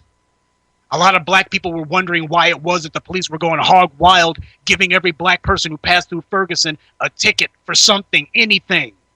Why was it that the city council wasn't doing anything about it? Then it comes out the city council was encouraging the Ferguson police. They were working in conjunction with each other. The persecution that black people were experiencing at the hands of the Ferguson PD was not happening in spite of the city council. It was happening because of them. And the same thing goes for Baltimore and New York. You want to know why it is that you got police departments that are 80% white in cities that are 70% black? It's because a whole lot of these states decided that if you had a felony on your record, then you couldn't vote. And the cops were practicing white supremacy, but the black cops were not practicing any sort of black supremacy. Neither do the Latino cops or the Asian cops. So what happens is, if you're white, you never feel the boot of the police state on you. That's because everyone's playing by rules when it comes to white people. But when it comes to black people, it's open season all around. So people need to understand that's what all of these police tickets and all of these trumped up charges and all of the out of pocket convictions, that's what it's about. It is basically about purging the voter rolls to freeze the world the way that it is. You have a very difficult time leaning on politicians if they've already put in place a structure that makes it where you can't even vote. Your first leverage is your vote, at least in a political sense. Now, fast forward to 2015. The race war is on, and who's carrying it out? The police are carrying it out, and who's aiding and abetting them? The DAs are doing so. And who is cheering them on? The media is doing so. There was a video that I saw the other day, and I haven't been able to find it since. Maybe someone in the family can, but it was CNN of all people. They were in New York, I believe. They had one of their blonde spokesmodels out there asking, "Why are you people marching? Why are you marching?" And they had one brother in a black shirt, young guy. He stopped and he explained, "Because my life matters just as much as yours." And he really, this brother really put it down. Now, maybe one of the family can find it, because I hope you all see it. But that's the point. The entire point is that we got a media that has been acting as a cheerleading squad for white supremacy. And then they have the nerve to ask, why are you people out here marching and protesting? If that had been me out there, I would have said the reason we're marching and protesting is that we're protesting you. We're protesting white supremacy's hand-picked spokespeople. We're protesting the individuals who are sitting here constantly defending, praising, and encouraging a genocide against us. We're protesting you. Now, a lot of you thought that it was some sort of bourgeois luxury when Jason years ago said we require our own black media infrastructure and we better get serious about it. When Jason told you that the means by which they are transmitting these lies and disseminating them are through a media, and that when you have 50 million black people spread to hell and beyond across a continent like the United States, you need a media infrastructure, because that is going to be your voice to push back. A lot of you thought that that was just some sort of cutesy thing that political scientists like Jason Black are concerned with it, and maybe we don't need to be. How do you feel now? When you got the media sitting here coordinating their efforts, you think it's some sort of good luck accident that they all sound the same? One of them says thugs, they all say thugs. One of them says riots, they all say riots. They keep showing the same CVS pharmacy. Man, I ain't seen white people this worked up over a pharmacy since Eckerd's got shut down. Meanwhile, Freddie Gray is lying in a grave, and we don't sit here and see them getting worked up about that. They sit there and say, what about the connections between Marilyn Mosby and Freddie Gray's family attorneys. I got a better question. What about the connections between Dan Donovan, the Staten Island DA, who let Daniel Pantaleo off the hook? His connections to the NYPD Officers Benevolence Society, huh? Their Officers Benevolent Association. What about that? How about former newscaster John Miller of ABC News, who has been part of the LAPD, he's currently with the NYPD Intelligence Unit, with the FBI. We don't talk about the incestuous connections between the police and the media, do we? But I do believe that what we are doing here is breaking through. We heard Chris Hayes, he was talking about the Ferguson uprising, and call it what it is, it's an uprising, not a riot. A riot is what the white kids were doing when Duke got kicked out of the Final Four. That's a riot. But when Chris Hayes was talking, he said the words white supremacy. He said it. And then on CNN, you had some of the brothers, rather Fox News, Megyn Kelly was trying to sit there and ask about whether or not these riots are done by thugs. And you had, I can't remember, it was one of the preachers in the area who did not sound like a preacher, because he was sitting there saying, when white kids are rioting during the Pumpkin Festival, why don't you call them thugs? When white kids are rioting when Duke's out of the Final Four, why don't you call them thugs? 6 cops break a man's neck, why don't you call them thugs? It's getting through. It is getting through. We are having the intended effect, but it's not enough. Having people online, what we're doing online percolates and eventually permeates the media filter and gets out into the world. That's good, but it's not enough. We do not want to be reactive. We want to be proactive. We do not want to be sitting here trying to push a narrative, a counter narrative. We want to be the ones driving the events. To put it succinctly, I want to tune up Bob McCullough, Dan Donovan, Paul Wolfowitz, or whatever his name was, Paul Wolfinger, Angela Corey, and every other corrupt DA in America. I want to tune these bastards up and make them cringe. I want to make them fear this. I don't want a situation where we need to march and stomp and protest. I want a situation where even the hint that intelligent black society will not approve of what you're saying is going to be met with them scrambling for cover. Put out the press release. Let them know they can have whatever they want. Just don't hurt us. You want to know why? Because that is power. That's how power works. Power does not need to physically be in the room in order to get what it wants. Power is everywhere simply by virtue of its influence. And that's the great thing about influence. It doesn't have to be in the room with you, but you damn well respond to it. For my part, I'm not scared of studio Klansmen like Brooke Baldwin, who, I should remind you, in case you haven't seen my video breaking down the murder of Trayvon Martin, that heifer had the nerve, in the Martin family's hour of grief, she had the nerve to say, would we be concerned about this killing if the victim wasn't black? Yeah, because nobody cared about Lacey Peterson. Nobody cared about Natalie Holloway. Nobody cared about John Benet Ramsey.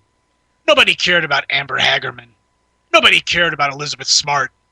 Yeah, white people can die all the time, and what a shame, nobody cares. Meanwhile, the vast majority of people who go missing in the United States are black women. CNN, by the way, is based out of Atlanta.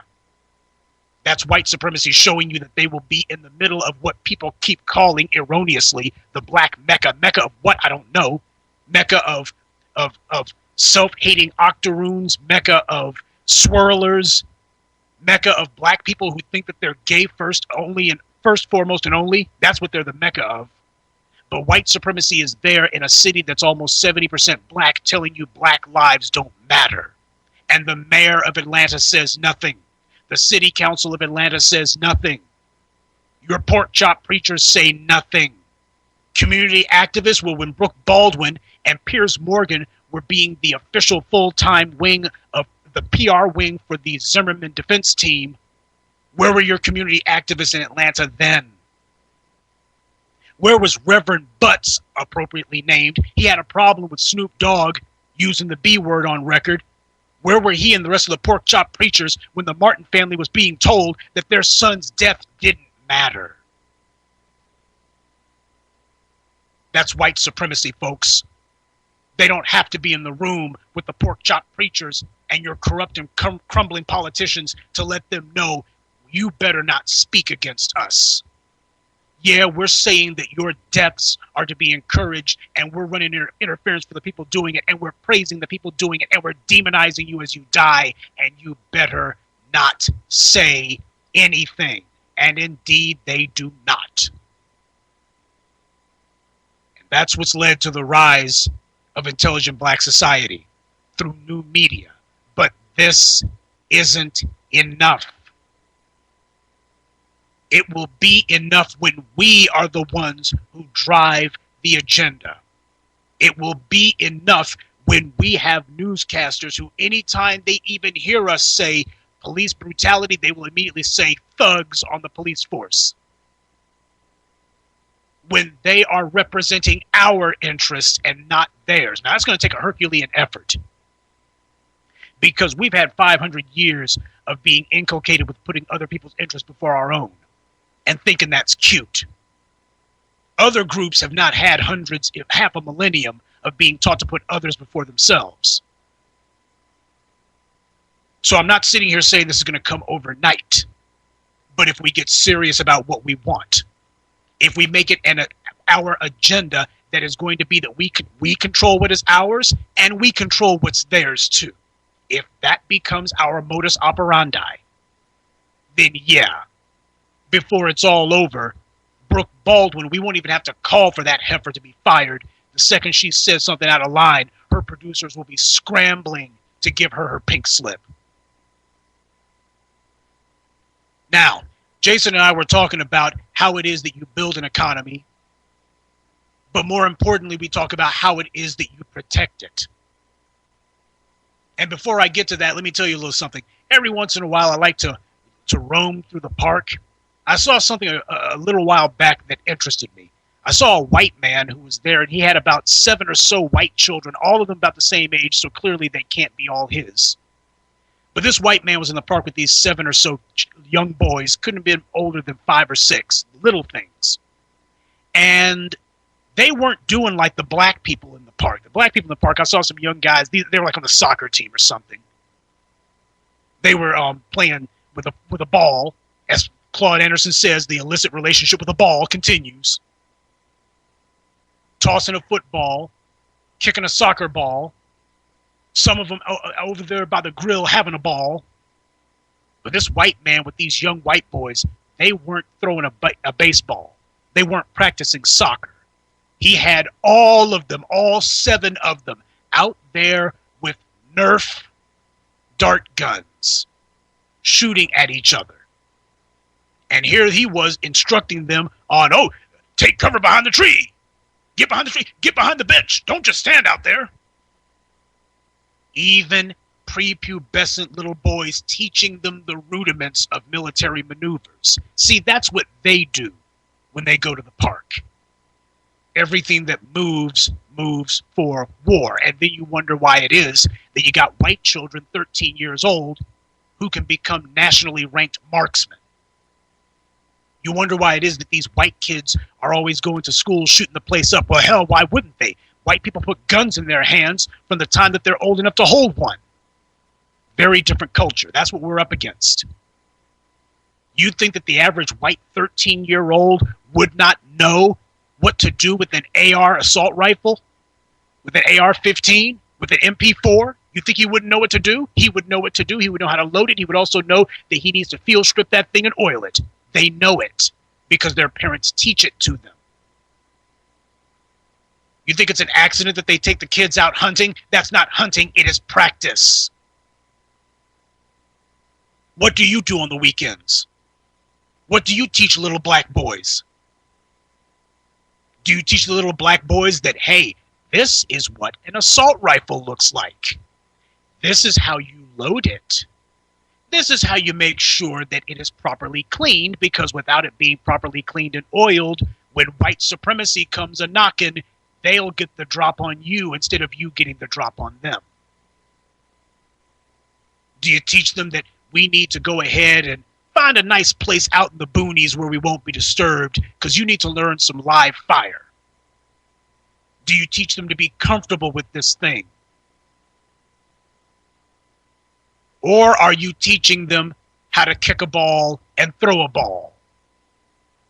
You're teaching him to have hoop dreams while white supremacy is dreaming about doing him in. No, we have to change the agenda completely. We need gun clubs across America. Yes, black people need to form gun clubs. We need black men who own more than one assault rifle. If all you got is one assault rifle, brother, that ain't enough. This is not about a hobby. This is about your survival. This is about whether or not our people will remain on this earth. This is about whether or not white supremacy will be brought to its knees. Because let me tell you something. White supremacy is our biggest problem.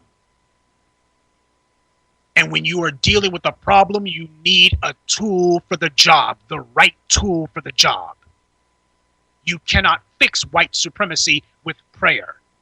You cannot fix white supremacy with swirling. You cannot fix white supremacy with being the best athlete.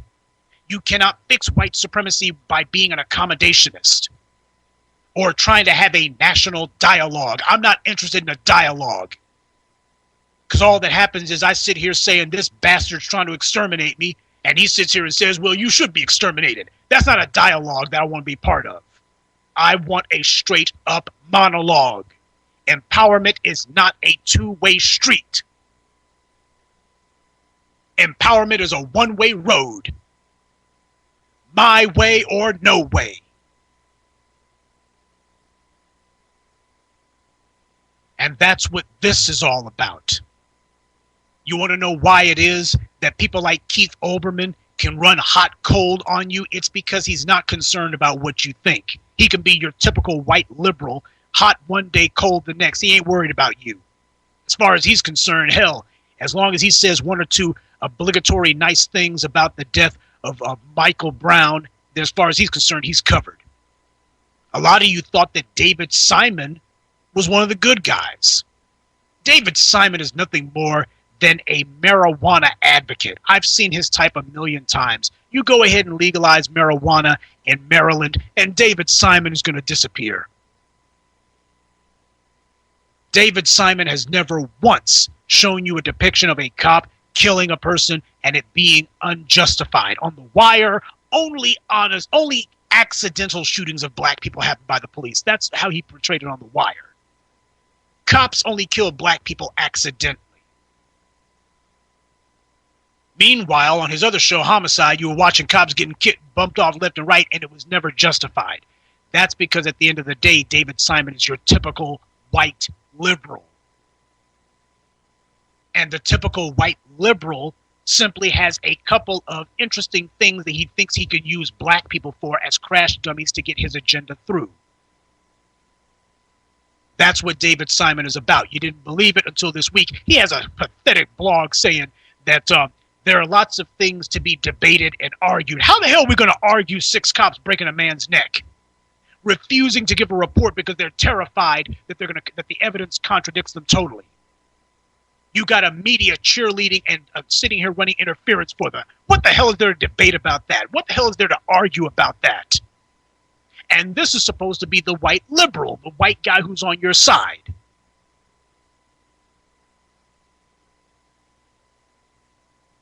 That's white supremacy.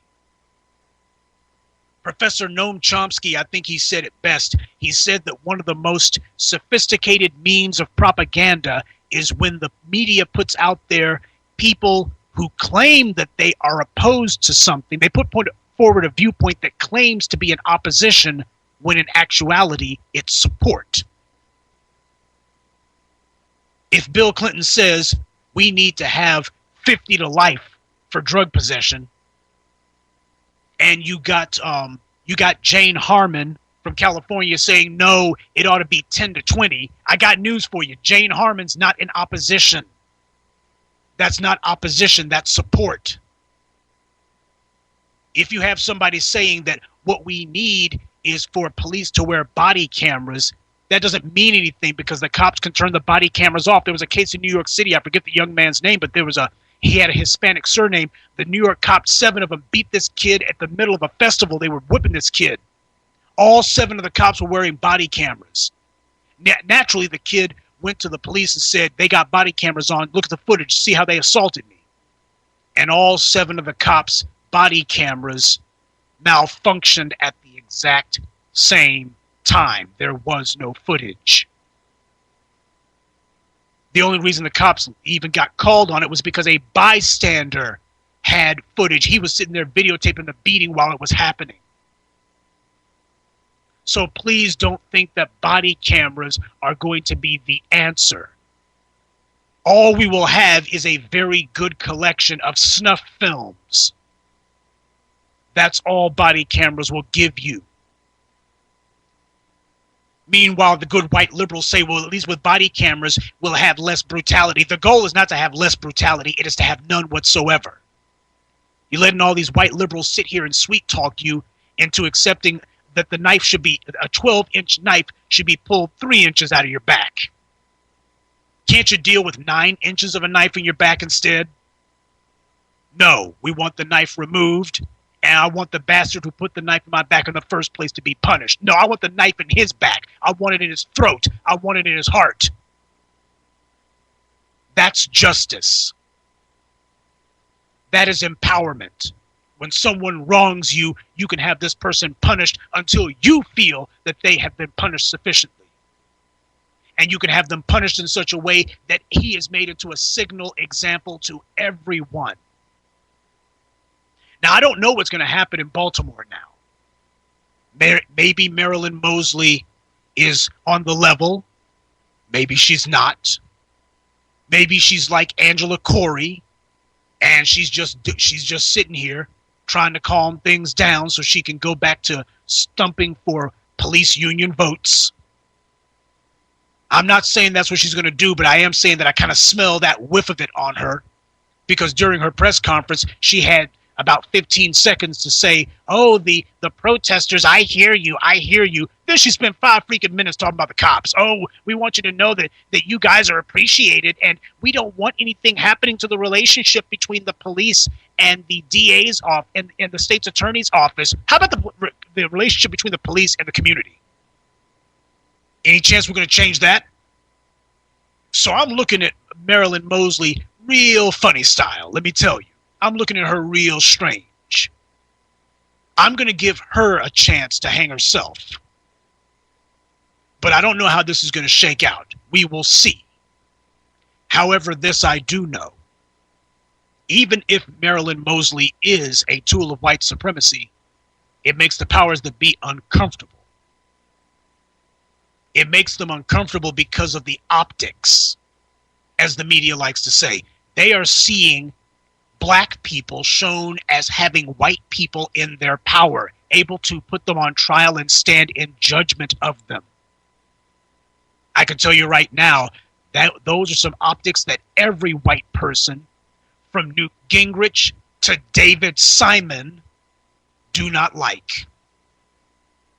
They do not like seeing white people being bound over for trial. So you know that there's going to be a black judge. There's already going to be a black prosecutor. And in Baltimore, unless they can find a way to finagle a venue change, there's going to be a black jury. Even if Marilyn Mosby does happen to be a tool of white supremacy, it's no different than Barack Obama. They still don't like the fact that this is the tool they had to get. What they want is Detroit, where they have a tool that is one of them, so that the optics are right, that black people need to appeal to white people for leadership. However, to see Michael Slager get immediately arrested and bound over for trial, and to then see a whole gaggle of cops, a whole gang of them, get rounded up. You better believe that white people are looking at this and going, man, that we can't afford for this to become the beginning of a trend. We can't afford for this. So the backlash is not going to be just against the optics of Marilyn Mosby. It is also going to be against the idea of black people being able to stand in judgment of white people and then being able to punish them. Because what we are seeing here is a new way of thinking that black people should be able to have white people arrested and that we should stand in judgment of them. Jason the other day was pointing out that it's a disgrace. Black men in particular have just fallen down on the job. How can you have a situation where we got all these black male lawyers coming out of these universities and yet we only have a handful of black DAs and U.S. attorneys? That's a disgrace. That is black men sitting here emasculating themselves. Every black man who comes out of law school ought to be going by hook or by crook. I'm getting into the DA's office. By hook or by crook, I'm getting into the U.S. Attorney's office. By hook or by crook, I'm getting on the bench.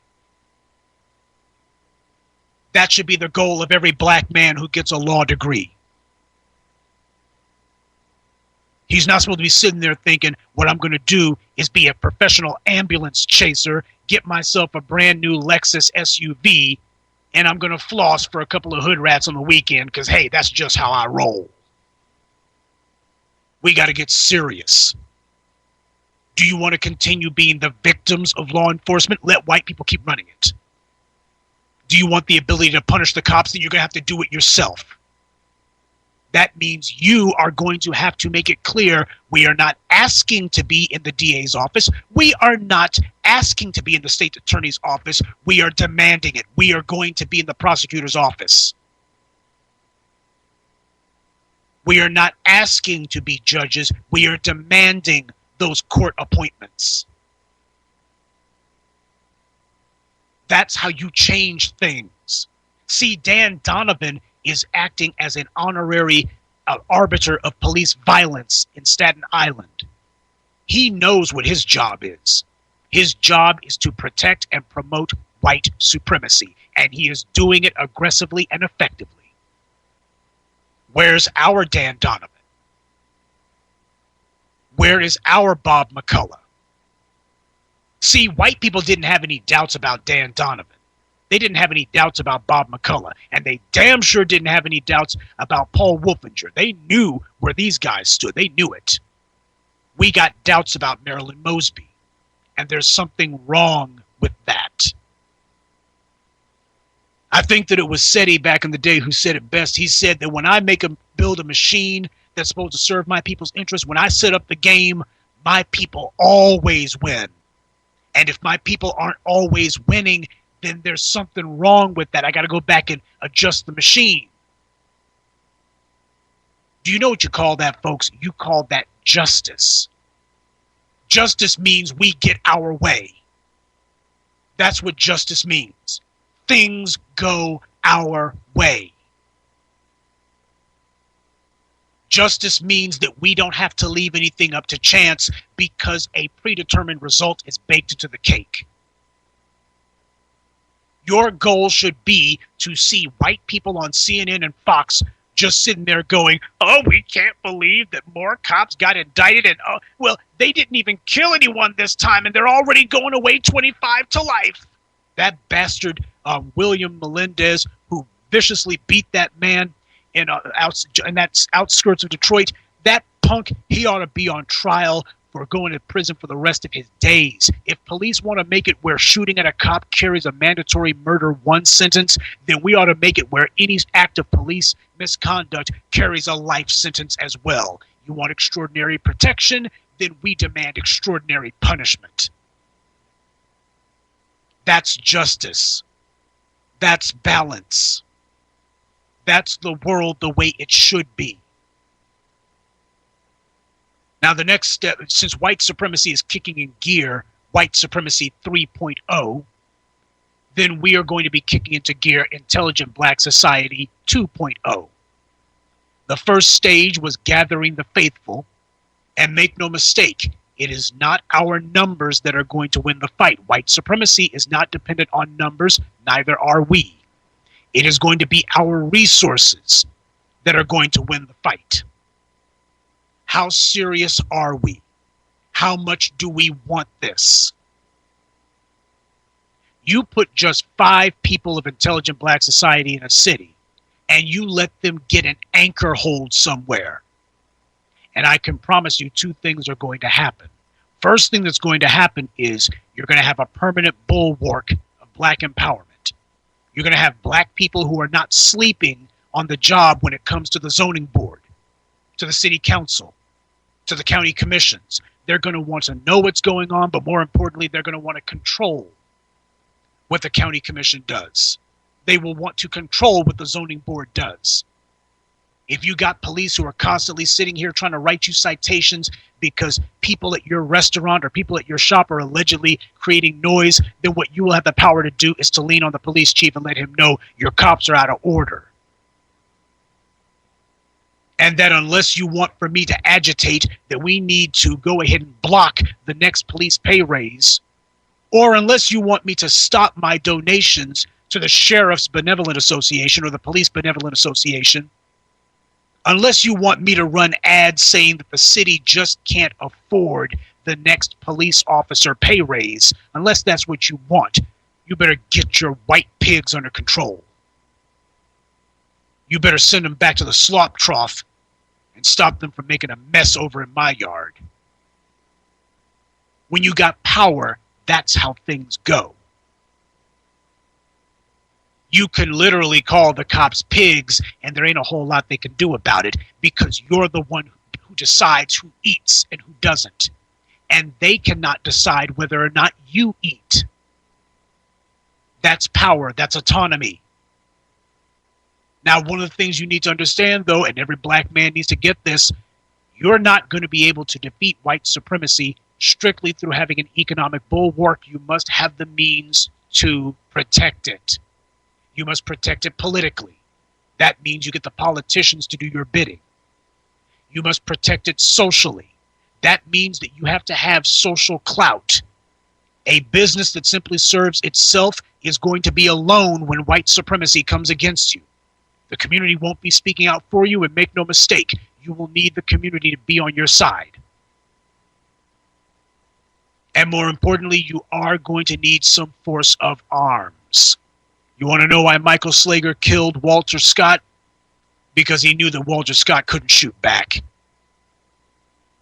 You want to know why George Zimmerman was chasing Trayvon Martin? Because he knew Trayvon Martin was 17 and didn't have any protection. You want to know why it is that they broke Freddie Gray's neck? Is because they knew that the only thing he had on him was a switchblade. Black men, you better get real comfortable with the idea of packing some hardware. White supremacy is your biggest problem. You need a tool that can handle it.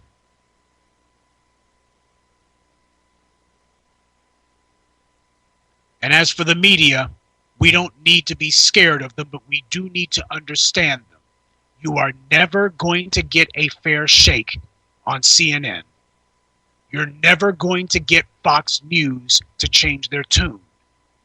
They are the official propaganda wings of white supremacy. Both of them. And MSNBC ain't no better. I told you weeks ago that the founders of Fox News were Rupert Murdoch and Roger Ailes.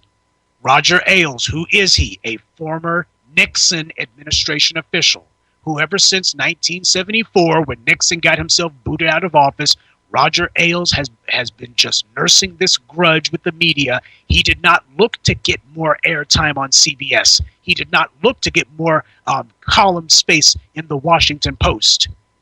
He did not look to see was there some way that they could get a couple of more interviews on NPR. He said, we do not wish to have a voice in the media. We need to own the media. You want to know why Bill O'Reilly has the highest rated news, which ain't really news, program on cable? You want to know why Sean Hannity's in second place with him? It's because they didn't go looking to beg their political opponents for airtime. They found themselves some deep pockets and went and bought their own. They were not looking to have a dialogue with the left. They wanted a straightforward monologue. Now, people can say what they want, and they are right, that the right wing, Rush Limbaugh and Fox News, are appealing only to white males 60 years of age and up. But at the end of the day, that is a cash fluid group. And even if they are not the majority, the point is you will always have to contend with them because they have a strong economy under them. Fox News isn't going away.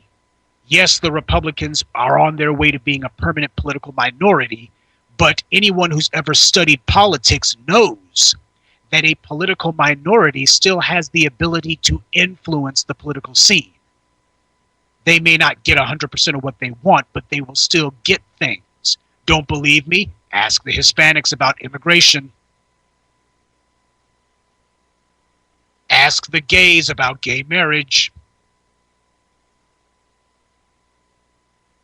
Ask the animal rights groups about whether or not it's okay to be killing deer on the highways up in New York. What you get in this world is not determined by your numbers, though it is determined by your resources. That is the lesson of intelligent black society. That's the lesson the Black Channel's been preaching.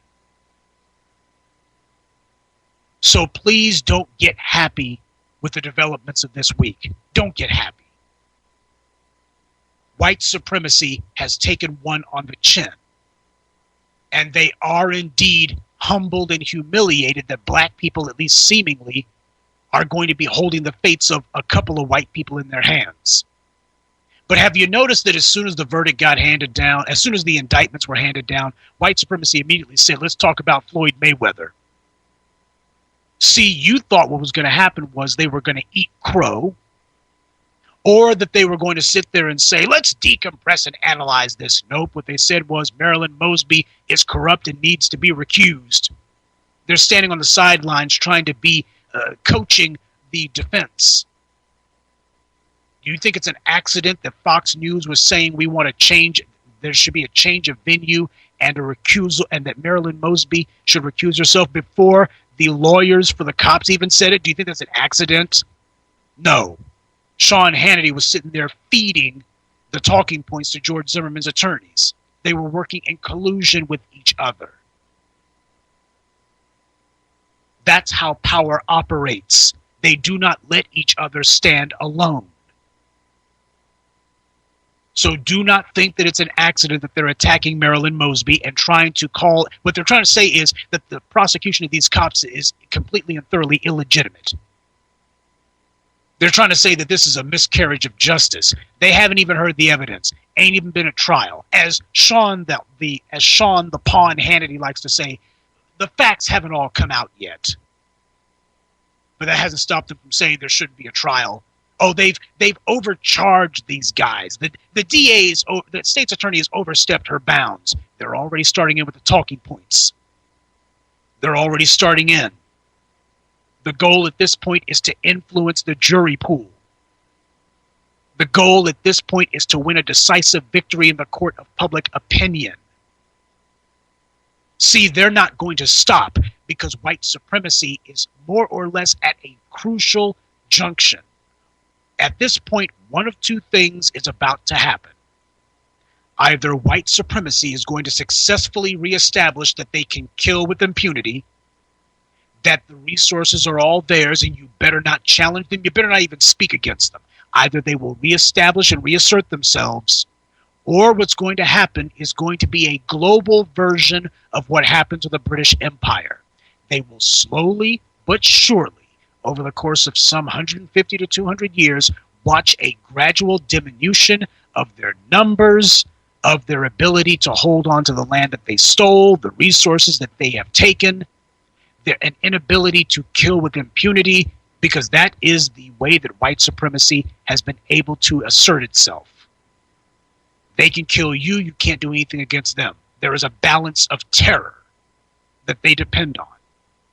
They will watch as all those things are taken away, as white supremacy is slowly but surely disarmed.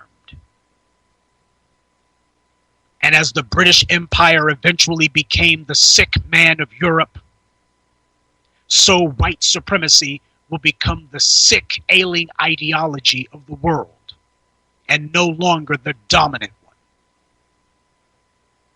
And all of those white people who you think are marching with you right now, let me tell you something. Many of them are kids who are out there because they're counterculturalists. Or they're out there because they see a parade that they can sit there and hold up a sign that says, gay lives matter, gay marriage matters. They find the largest parade and then get out in front of it. But as white supremacy begins to wane, and the guarantees that it gave white people, which is the glue that's held white supremacy together, as those guarantees begin to evaporate and erode, you're going to see a lot of those white people who are out there with you start disappearing. And you're going to start seeing them singing a brand new tune. In a nutshell, what is white supremacy at the economic, social level? What white supremacy is a forget about glass floor. It's an iron floor. An iron floor that was meant to ensure that the white race globally, so long as they played along with their white elite masters, would not lose the position that they had. They would never fall to the bottom, because that position had already been reserved for black people. The devil's bargain that the white gentry made in Europe and have continued in America is, we will support the power of the white ruling class so long as you ensure that we never go to the bottom. That iron floor it may be made of iron, but that's not to say that it doesn't corrode. That's what the 1929 stock market crash and the Great Depression was about. That's what the 2008 economic crash was about. It was about the iron floor of whites that white supremacy put in place to make sure that their foot soldiers, the average rank and file white person, would never go to the bottom. It was about making sure that these people understood, hey, that floor can be taken away. So please do not fool yourselves. Yes, it's good if you got some white folk out there. We certainly don't mind using them to augment our numbers. Play the game. I got no problem with that. Play the game. If you can get 10 white people out there to hold up signs saying, cops, call the cops thugs, stop white supremacy in the police departments, if you can get them out there to hold up those signs, amen, brother, do it. Good for you. I've got no problem with that. You're playing the game and you're playing it to win, and that's how you do it. But do not fool yourselves. We have short-term limited, we have a short-term similar objective. That doesn't make us blood brothers. Don't believe me? Ask David Simon whether or not he thinks there's anything to debate or argue about in the death of Freddie Gray. He thinks there's something to debate about or argue about. Do you? Choose your friends wisely. Choose them very wisely. Because some of those friends, they're going to be the people you may wind up having to fight in a few more years as you gain your power. You might find that some of your friends see your rise in power as being the end of theirs. That's when your best friend becomes your best enemy. Now, as I was saying earlier, I don't know what's going to happen in Baltimore. And to an extent, it doesn't really matter in the larger scheme of things, because even if all the cops throw themselves on the mercy of the court and plead guilty today, that doesn't change the fact that the Baltimore PD has a culture of white supremacy, and that the race warriors in the Baltimore PD and the coon squad going along to get along, these guys are not going to stop. Dan Donovan did not look at Baltimore and say, oh, I guess the jig is up. From now on, I'm prosecuting dirty cops. He didn't do that. Bob McCullough ain't doing that. Angela Corey isn't doing that. So no. I kind of feel like Winston Churchill here. As black people are celebrating, I feel like he did after the Battle of Britain. The Battle of Britain took place in 1940. He said, this is not the end, nor is it the beginning of the end. This is merely the end of the beginning. And then he went on to say, I don't offer you anything easy, and I'm paraphrasing here. I don't offer you anything easy or rewarding. All I got for you is blood, sweat, and toil. That's the only thing I'm offering you. That's what I'm telling you. We did not summon you here so that we could give you something easy. This is going to be hard work.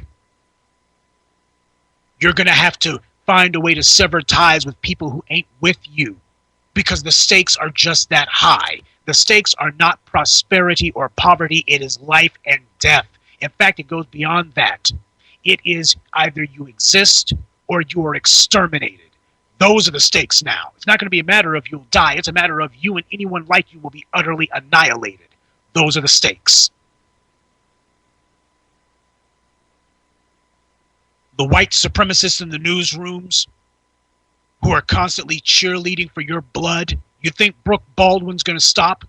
You think Howard Kurtz, who wrote some bullcrap blog saying, since when did thug become a radioactive term? It became radioactive, Howard, when you decided that it was going to be a code word for nigger.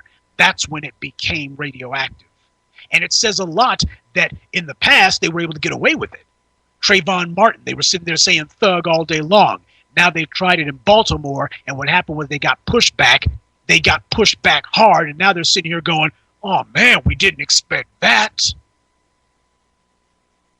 I don't want black people getting used to the idea of celebrating too soon. I want you to look and say, what is our agenda? What is it that we want? We want to not merely be able to have a voice in national affairs. We want to be the ones driving it. We want to be in the driver's seat. We want to be in charge. That's what we want. That is what black empowerment's about. That's what intelligent black society is about. It is about us being in charge. It is not about merely overturning the position of the European in the world. It is about us reclaiming the position that we had prior to European imperialism. What was the order of the world before the European got out of his cage? We were in charge. We want our old job back. That is the stated goal of intelligent black society. We want to be in charge. We are going to be in charge.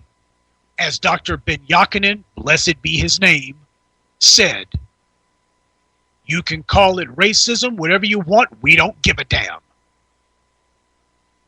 And the brother was absolutely right. Absolutely right. We make no apologies for the fact that we want the choice cuts of real estate. We want the fat of the land. Not merely because it was ours, but because we have seen what happens when we don't hold it. We have seen what happens in a world where we're not in charge. The last time that a world of justice existed was when we were in charge. Now, I forget what the guy's name was, some Arab, Ibn, whatever his name was. He said that when he went to West Africa, that he found a place where no man was wronged. You could leave a bag or a satchel of your belongings somewhere, come back hours later, it would still be there. You sure didn't have that in Europe during the 13th century. They had the bubonic plague. They had pestilence. They had famine. They were sitting there raping and killing everybody. There are actually, and a lot of you black people out there, brothers and sisters, y'all got to start researching the savagery that was going on in Europe. There are engravings that show white people in Europe who basically were trying to clear other white people off of the land that they wanted. And what they would do is they would drive the white people into the local stream or the local river, and you would have white people with muskets shooting the white people in the rivers, killing them like that. You wonder why it is that they could be so savage. They have been practicing it for hundreds of years against each other.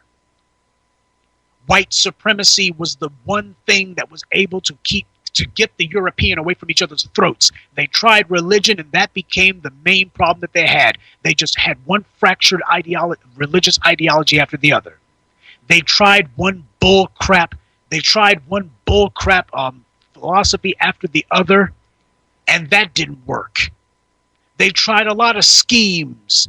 After the Roman occupation, the European tried a lot of schemes to try to put an end to the hyper-tribalism, and it didn't work. And eventually things got so bad that the European gentry, the common folk, started rising against the nobility. That's when they knew they had a problem, a real problem. You want to know why it was that when imperialism started, the very first thing the European did was he started establishing the Americas and Australia as being the place to send their troublemakers. They started incentivizing white people to leave Europe. They said, oh, you'll get 500 acres of land if you get on this boat and go to America.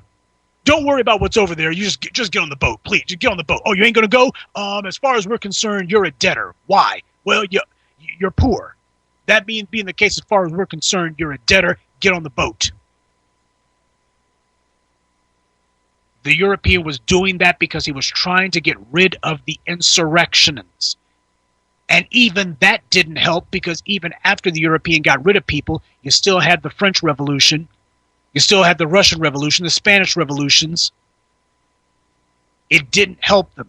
Britain was about the only one that was smart enough to try to make some sort of peace with the insurrectionists. But the point that I'm trying to make is this. The European knew that he had a problem, so he exported his problem.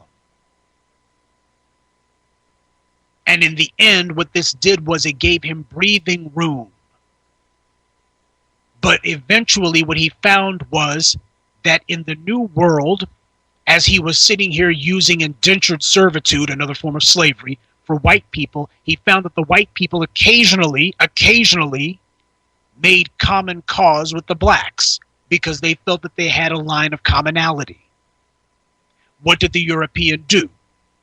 What he did was he gave a slight social promotion to the rank and file white man.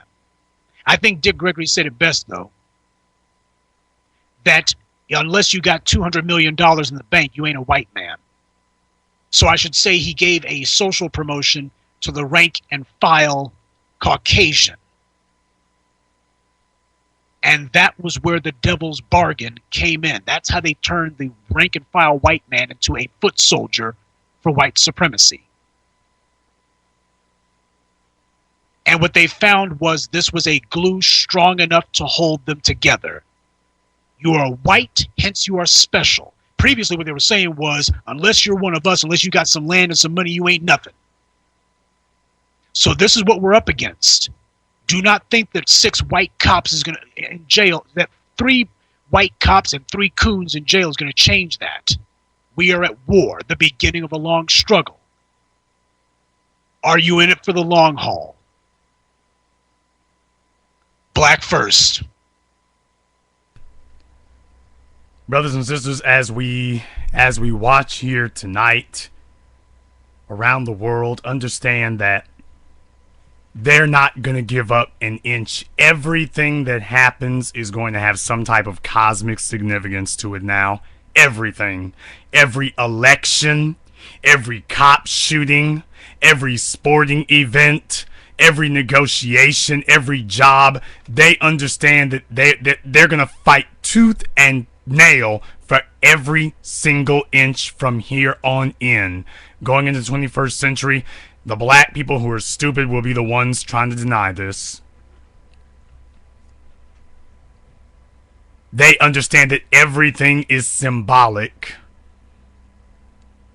That everything is symbolic, and as long as you look up and see that they win and you lose, then everything must be going all right, and it'll be your obligation to shirk that off. We don't have to agree with every single thing with each other. That's nonsense and that's idiocy. But let me explain to you something here. Did you notice that Keith Olbermann did not say that he wanted you to boycott Showtime and HBO? Those are the backers of the Mayweather fight. Why didn't he ask to boycott them. Why is the only person he wants Mayweather? He didn't ask to boycott Bob Arum, who supported Mayweather all those years. Didn't ask anybody. He only wants one head, Mayweather. The two blonde bimbo bigots over there at ESPN and HBO, they only want one head, Mayweather. SB Nation and the Yahoo and the rest of the white supremacist fascists, they only want one head, the black male's head. They only want one. All these white people standing around him, and yet the only one they want is his. Why aren't you saying everybody who's a part of it? We want all of you, because we didn't come here for all of you. You came here under fraudulent pretenses. Because you understand that the antidote to white privilege is black privilege. And anything that sets up the idea that we as black people, be it Venus and Serena Williams, be it Lupita, be it Oprah, be it Bill Cosby, even your coons and whatnot, have to be tightly regulated.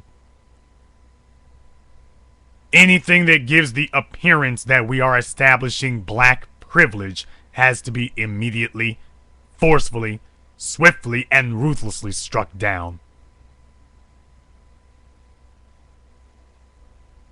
Thank you, Professor Truth, for joining us here tonight. And this concludes tonight's broadcast of the BlackChannel.net radio. I am your host, your brother, your humble servant, the Black Authority. And until next time, brothers and sisters from around the world, remember, black is the future, and the future is uncompromising. And always bet on black.